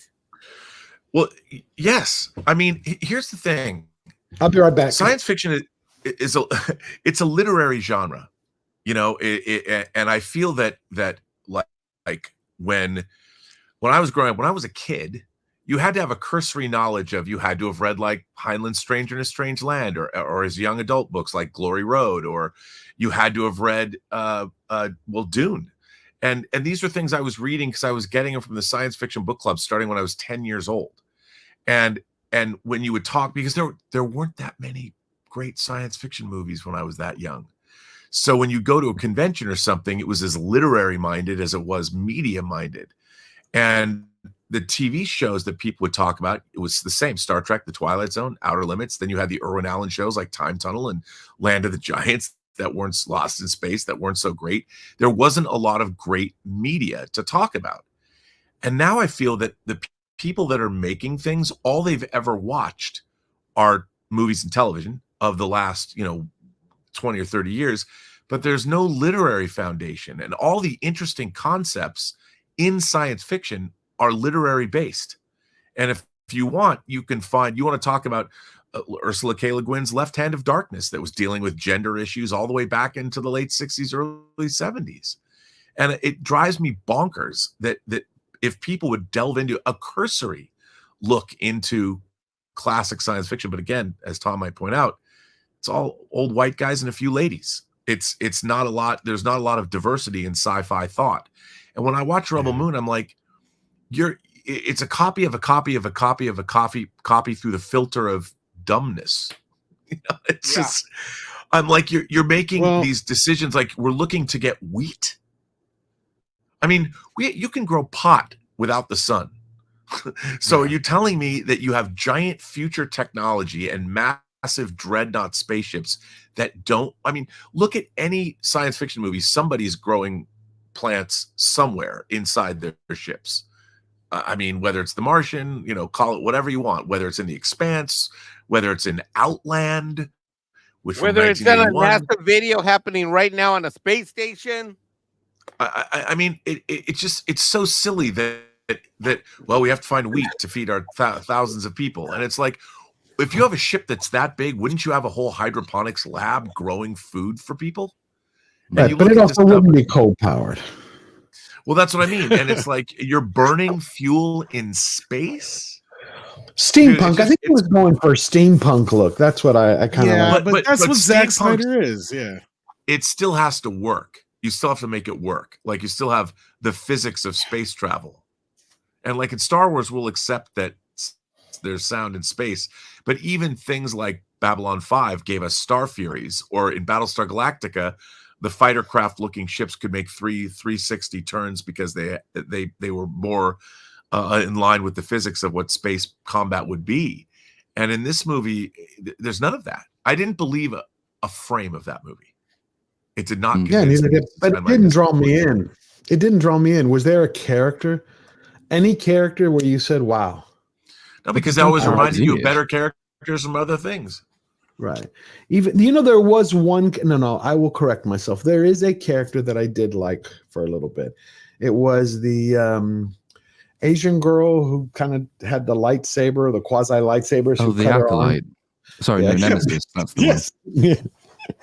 I liked her for when they filled out her story in the second part. But other than that, I was like, it's weird though, because this is the other thing. So quite apart from, not bothering to figure out how the mechanics of space work or anything like that, but the basic writing mistakes that are made, it's not generally a good idea to wait until the second movie to start doing character work, for example. So part one, do you know how many lines of dialogue Nemesis has between her introduction and the end of the movie, an hour and a half later? One line. And it's just her saying, "What will happen next?" And it's just, what a terrific character you are. And then finally you get to part two, and then they start. But again, even then, they start to add a little bit of flesh to some of these bones. But Snyder just can't even handle the basics of writing anymore. So it gets to the point where, what do we do to do character work in this movie? Let's have an actual script reading, but fictionalized, where they all sit around a table and just tell us in a flashback that basically the same story. Motherwell turned up, killed my family. Now I take revenge. And that takes like one, and all the flashbacks are obviously in slow motion because it's Zack Snyder, so it takes even longer. But it's like such a basic writing fail. Nobody writes characters like this. You don't put everyone around a table just to give you their one piece of information in order that you can then pretend that you've got a character that people will care about afterwards. It's just incompetent all the way through. I agree with you. I don't know who is it. How many hits has Snyder had? Financial hits. Depends on how you consider it a hit. Profit. Whatever hits he's had have been probably Dawn of the Dead. Okay, so not 300. 300, yeah, maybe it was. Yeah, but whatever hits he had have been vastly. But everything else since Watchmen has flopped, basically. Everything else has been massive losses. Yeah. Well, wait a minute. Man of Steel made money. No, it didn't. Well, wait, but not based on budget. Not based on the budget, Rob, right? No, wait a minute. No. It was Man of 865, Steel, wasn't it? No, that's Batman v Superman: Dawn of Justice, and that movie, and that also lost money. Quarters, I mean, they're talking about the budget of that movie is $450 million, if you believe certain quarters. I thought it was 250, not 4. Oh, that might be what was reported. Man of Steel was 225. Okay. What have we learned in the last year here is that they report these budgets, but that's not what the actual budgets are. Yeah. The actual budget's usually like twice. They report the budgets that are green light, but they never release reports that have the actual costs. And not only that, remember, whatever the return is, whatever the box office is, the studio only gets half that. So if a movie costs, say, $225 million and it grosses, say, $1 billion, the studio is only getting $500 million back. And you're being generous, Robert. Right. And they've got marketing, and they've got see, what people don't understand about box office too is the studio charges their overhead to the budget of a movie. That's not part of the budget. So the studio expects to get paid back because they use their infrastructure to make the movie too. And that's something that goes underreported. What's interesting is a movie like Dune 2, for instance, Legendary Pictures financed 80% of that budget. So it's crossed $700 million. So Legendary put in $160 million of that budget. They didn't distribute it. They don't have marketing costs. So with $700 million, you take back $350 million. Say that was what comes back to the studio. Legendary gets first money out. So they get their 160 back. And then they probably split with Warner Brothers what's left. So Legendary might have made on their 160 spend, they might make $40 or $50 million in profit beyond what they put up. That's a pretty good return. And people don't understand. You spend 160 million and you get, what do you get? 220 back. That's any business would be very happy with that in the space of 3 years, 2 or 3 years. And so everybody thinks that Hollywood makes a lot more money than it does. Right. But Legendary came out pretty good with Dune 2 and with Godzilla X Kong. That's two legendary projects. Forbes and Breitbart's Nolte put out this article. He was commenting on Forbes, which was basically stating that Disney completely lied about how much. You remember when you had just a few weeks ago, Peltz was fighting, to get those 2 board seats, right? And Iger was fighting for his life. And they had put out their statement for the quarter, which was saying that Disney's Brooming Syndicate, told stockholders that the company had generated a 2.9 times return on the purchase of Lucasfilm. Yeah, but that's what they said. And he goes into this where he says, buried in the fine print is the revelation that the purchase price of Lucasfilm isn't even included in the return on investment calculation. Instead, it is purely based on the box office performance of Disney's Star Wars trilogy. It's 2 spin-off movies, merchandise, DVD, and Blu-ray sales. But when you go down into it, guess what? It doesn't talk about profit. It is literally just talking about earnings. Yes. So they're lying all over the place. How in the world did they get away with that with shareholders? That's Hollywood. I mean, Art Buchwald with the Coming to America case, the Eddie Murphy movie Coming to America, he sued Paramount. It's a very famous case if you look it up. And it was all about studio accounting and how they're burying. Dude, I could show you, I get returns from MGM about Agent Cody Banks still. And it hasn't made money in 20 But they made a sequel, Robert. Why would they make a sequel? I know. And but what you're talking about is the problem with Hollywood. It's called Hollywood accounting. It all depends on who's asking. If it's the media or somebody they're trying to bamboozle, the movie made the most money any movie ever made in the history of movies. If they may owe you money and you're asking, then it never made a dime. It lost more money than any movie ever lost in the history of movies. Okay, well then even how did Ed Sullivan come out and ask, why are they making a 4th Men in Black movie when Sony still claims I haven't made any money back from the first Men in Black movie? Yeah, I mean, and it's all Hollywood used to make movies like Hunt for Red October. Right, really great, respectable blockbuster based on a literary property. That was a $30 million movie. What about Patriot Games? The Harrison Ford kind of like, remember that? Yeah, what I mean is those movies were profitable because you spend $30 million, and after your costs are recouped, you might make $50 million in profit. So it's a total of $80 million bucks, but still, that's pretty profitable. But now and that's before video and stuff too. Yeah, sorry. Yeah, absolutely. But now you have studios are now making movies with $200 million budgets. They're doing the opposite on that. Yeah, they're doing the absolute opposite of what they used to do. But didn't anybody but you off a $25 million budget just made over 210? That's what Hollywood used to do. Yeah, that was about it because they hate Sydney Sweeney's boobs. But I mean, but in terms of just profitability, Hollywood used to be able to make movies. It was a manageable business that was profitable. But now, because of the larger corporations that have bought these companies, they're expecting to have these massive returns.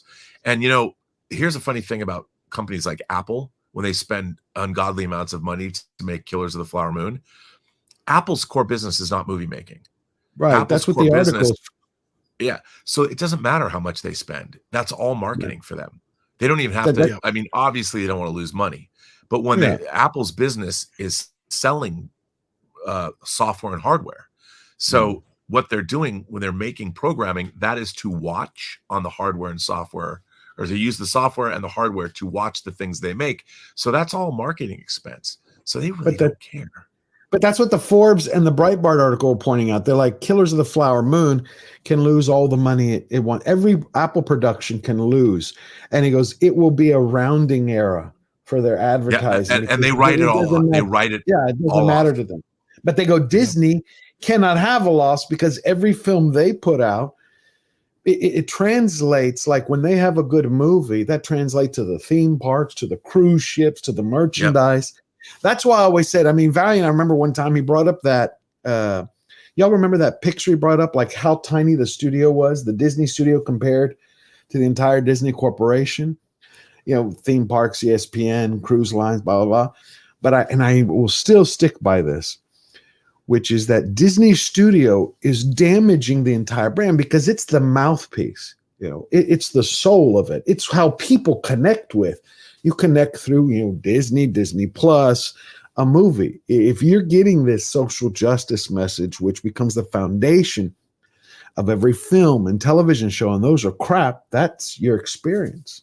I mean, it's the reason people go to the parks to begin with. You see the astounding failure of the Galactic Star Cruiser. It's not just that it's so massively expensive to go to, it's also that, well, what are you going to go and see? What is the lure there? Yes. The lure comes from the cultural property. It comes from Star Wars, the iconography, the characters, and you're being given Rey Palpatine, Kylo Ren, a bunch of people you can't even remember the names of from a film you don't really remember much of anyway, which nobody really likes. And so why are people going to shell out so much money to go and see these things in live action when they didn't even bother to go and rewatch them at the cinema? And the accommodations are awful. I mean, I've got more lightsabers and Star Wars stuff in this room. Heck, I even have a real window. And, if I had paid the money to go to that Galactic Star Cruiser crap, I wouldn't even have a window. And they were just awful. Well, and they're also cutting off their own legs at the same time, because this goes back to what I was saying before about like the vaulting and stuff like Disney used to do. What is the main thing that used to bring people to the parks? Well, it was those classic films and the rides and stuff that were from those. And then you had the original rides like Pirates of the Caribbean that would then in turn make a movie out of. Eventually they did, and that worked out for and them. it was good. But what they have done is they've destroyed the ancillary markets, because what Robert's talking about is the problem is with movie math all day long. You could sit there and go back and forth on whether or not a movie made money or not. But Matt Damon brought it up, and it's absolutely true. They have totally ignored this market. And this is the market that used to make them, not just make them tons of money, but also make sure that these movies made their money back. See, like there's movies that may not have made their money in theaters, but they were huge on video. You brought up Terminator before. Yeah. Little film, came out of nowhere, did okay in theaters, didn't really rock the box office. But what it did do was show endlessly on HBO, and the video store was the other thing that came along. And the video, like Hollywood was so resistant to video to begin with. It was so insane. So once they realized the kind of money that was there, it was insane. For instance, The Lion King made just as much on home video, actually more now since DVD and stuff, than the movie did in theaters. Yeah, they're saying okay, so that keep that in in mind for a particular, second. Yeah, that movie in the ancillary markets made almost $1 billion. It has. I heard 850 million on which is an insane amount of money. And by the way, this was happening. Low budget movies, horror films, indie films would make 10 times their box office take on home video. And they killed all of that. The whole streaming model. It's the same thing that happened with with music, the music industry. They killed it all because, and what really happened, which is I think the most insidious thing, is once your entertainment is converted into a file, it has no value to anyone, because once anybody can trade files, why should I'm not going to pay for that. Mm-hmm. Why should I pay for that? It's a file. When you went out, and they should have kept, and I understand, look, I love files sharing as much as the next guy, but hell, I still buy CDs. Yeah. But the thing is, it's like once you took away the commercial appeal of music and you reduced it only to a file, why pay for it? In people's minds, the idea that they should have to pay for it sort of went away. And how many people how many people buy music? I mean, now they don't listen to it; they just listen to it on Spotify or whatever. Well, they're not even vinyl's paying making a for it. comeback. Oh, but big it's time. Big time. But it's not. But in terms of the amount of money You're that not wrong, it used to be a driver, You're right, but 2030. I can just tell you, Rob, real quick, not to cut you off, but vinyl, because I was trying to see, like AI. Eventually, where there's going to be a lot of AI films and so on and so forth. Music. People using, I'm already making it. Right. Yeah, but when we look at vinyl, right, the last 2 years, they've estimated that by 2030, it's going to be over a $12 billion industry. Vinyl. Well, and I think that's because people have realized that physical media is the only way you actually own anything. And then the other half of it is it's a different way of kids being able to actually experience the music. Because what Robert's saying is 100% correct. Most of these kids have grown up with iPods in their phone or whatever they've had their music on. They've never had a CD. They've never had a record album. So the first time they experience that's something completely different, which we took for granted growing up, right? So, but yeah, Robert, you were about to say something. I didn't mean to cut you off there. Like, well, no, I was just going to say that, and also they've underestimated the fact that people like to have totemic items of what they like, what means something to them, you know, and that's what having a record collection or a movie collection or books or action figures or whatever do. I mean, we lead lives of quiet desperation, and we have little items around us that we like. I mean, maybe it's material, maybe it's Western, whatever. But if you're a fan of something, to see it translated into other forms is a lot of fun. And when you, I mean, I don't know why I keep them because I haven't played them in 30 years, but I have my original Japanese Star Wars Laserdiscs that were the first letterboxed version of the films, and they're so cool to have. They look like garbage. It's NTSC video, but I like having them. Right. They're Are you talking about the one with Vader and then the Stormtrooper? No. Those were American ones. This was the very first Japanese. This was before those, actually. Yeah. Because I have those in my Laserdisc still. And I love them. Hey, I have to dip out because I have to take a business call. But thanks for streaming with me. Thanks for inviting me, George, gentlemen. Thank you. We're going to wind down. Thanks, Rob. Thank you. You know, I'm glad the truth has come out. You can finally dump the Mexican Iron Man moniker. I told him, I was talking to him. Now it can be, everybody can know him as just White Iron Man. But, you know, now that it says it on his papers. No, well, we could call him Cocky, you know, Caucasian. Mexican Next thing you know, we're going to find out it's not even iron, it's aluminum. Oh, my God. Rubber. Zinc oxide. All right, gentlemen. I will see you fine folks later. Good to see you. Thank you, Robert. Take care, Robert. Good, always a pleasure. Thank you for coming. Always love it when he's here. Pleasure. But no, what were you going to say, Caucasian Iron Man? No. Ha. I said, we're going to wind down anyways. What I want to do is talk to the members real quick before we sign off. Okay. And let them know that the vision of the member section, we've got a couple ideas of what we're going to play with here. Right now, what's happened is you got a little bonus time. Going forward, we're going to do that, but we're going to mix it up a little bit. Depending on the show, depending on the guests, we'll either go bonus time where you guys get to do that, hang out and we can talk about different stuff. Another thing that we're going to do is depending on the tier, we'll let you come on with whichever guests that are able to stick around. So we're excited about the membership stuff. I want to do some shameless plugging and selling. We've got a merch store. We got t-shirts. There's our Slayer Nation t-shirt. We got a great merchandising partner, which has great quality. We've got some mugs. Look at that. Coffee just will taste better somehow with that logo on it. I don't know how, but it will. And then for that special person in your life, that special lady, yourself, your favorite he, her, them, then, they, whatever, you can buy yourself. It's never too early to buy gifts for Christmas. So think about that. And let's see what else we got. We got Slayer Nation mouse pads. Somehow the pointer is just a little bit more accurate when you have a Slayer Nation mouse pad. So the link is at the top of the stream. I'm making this up. George is laughing. You're just going with it. Just like everything is straighter, sharper, bigger. I'm just making stuff up as we go. And Bernard Chad is asking if the t-shirts come with the girls, which because if you don't do that, then that would be a good membership offer, I think. Oh, I'll try to get them for you. So if that platoon's on point, if they're a member at the highest tier, will we include a lady? I don't know. Well, you know what we could do, George. We can give you a former Mexican Iron Man who's white now. No, hold on. No, since you're in Texas, what they do is they order the shirt and then we capture video feed as you put that shirt on a newly arrived migrant, and the migrant delivers the shirt to the well. No, that's there we go.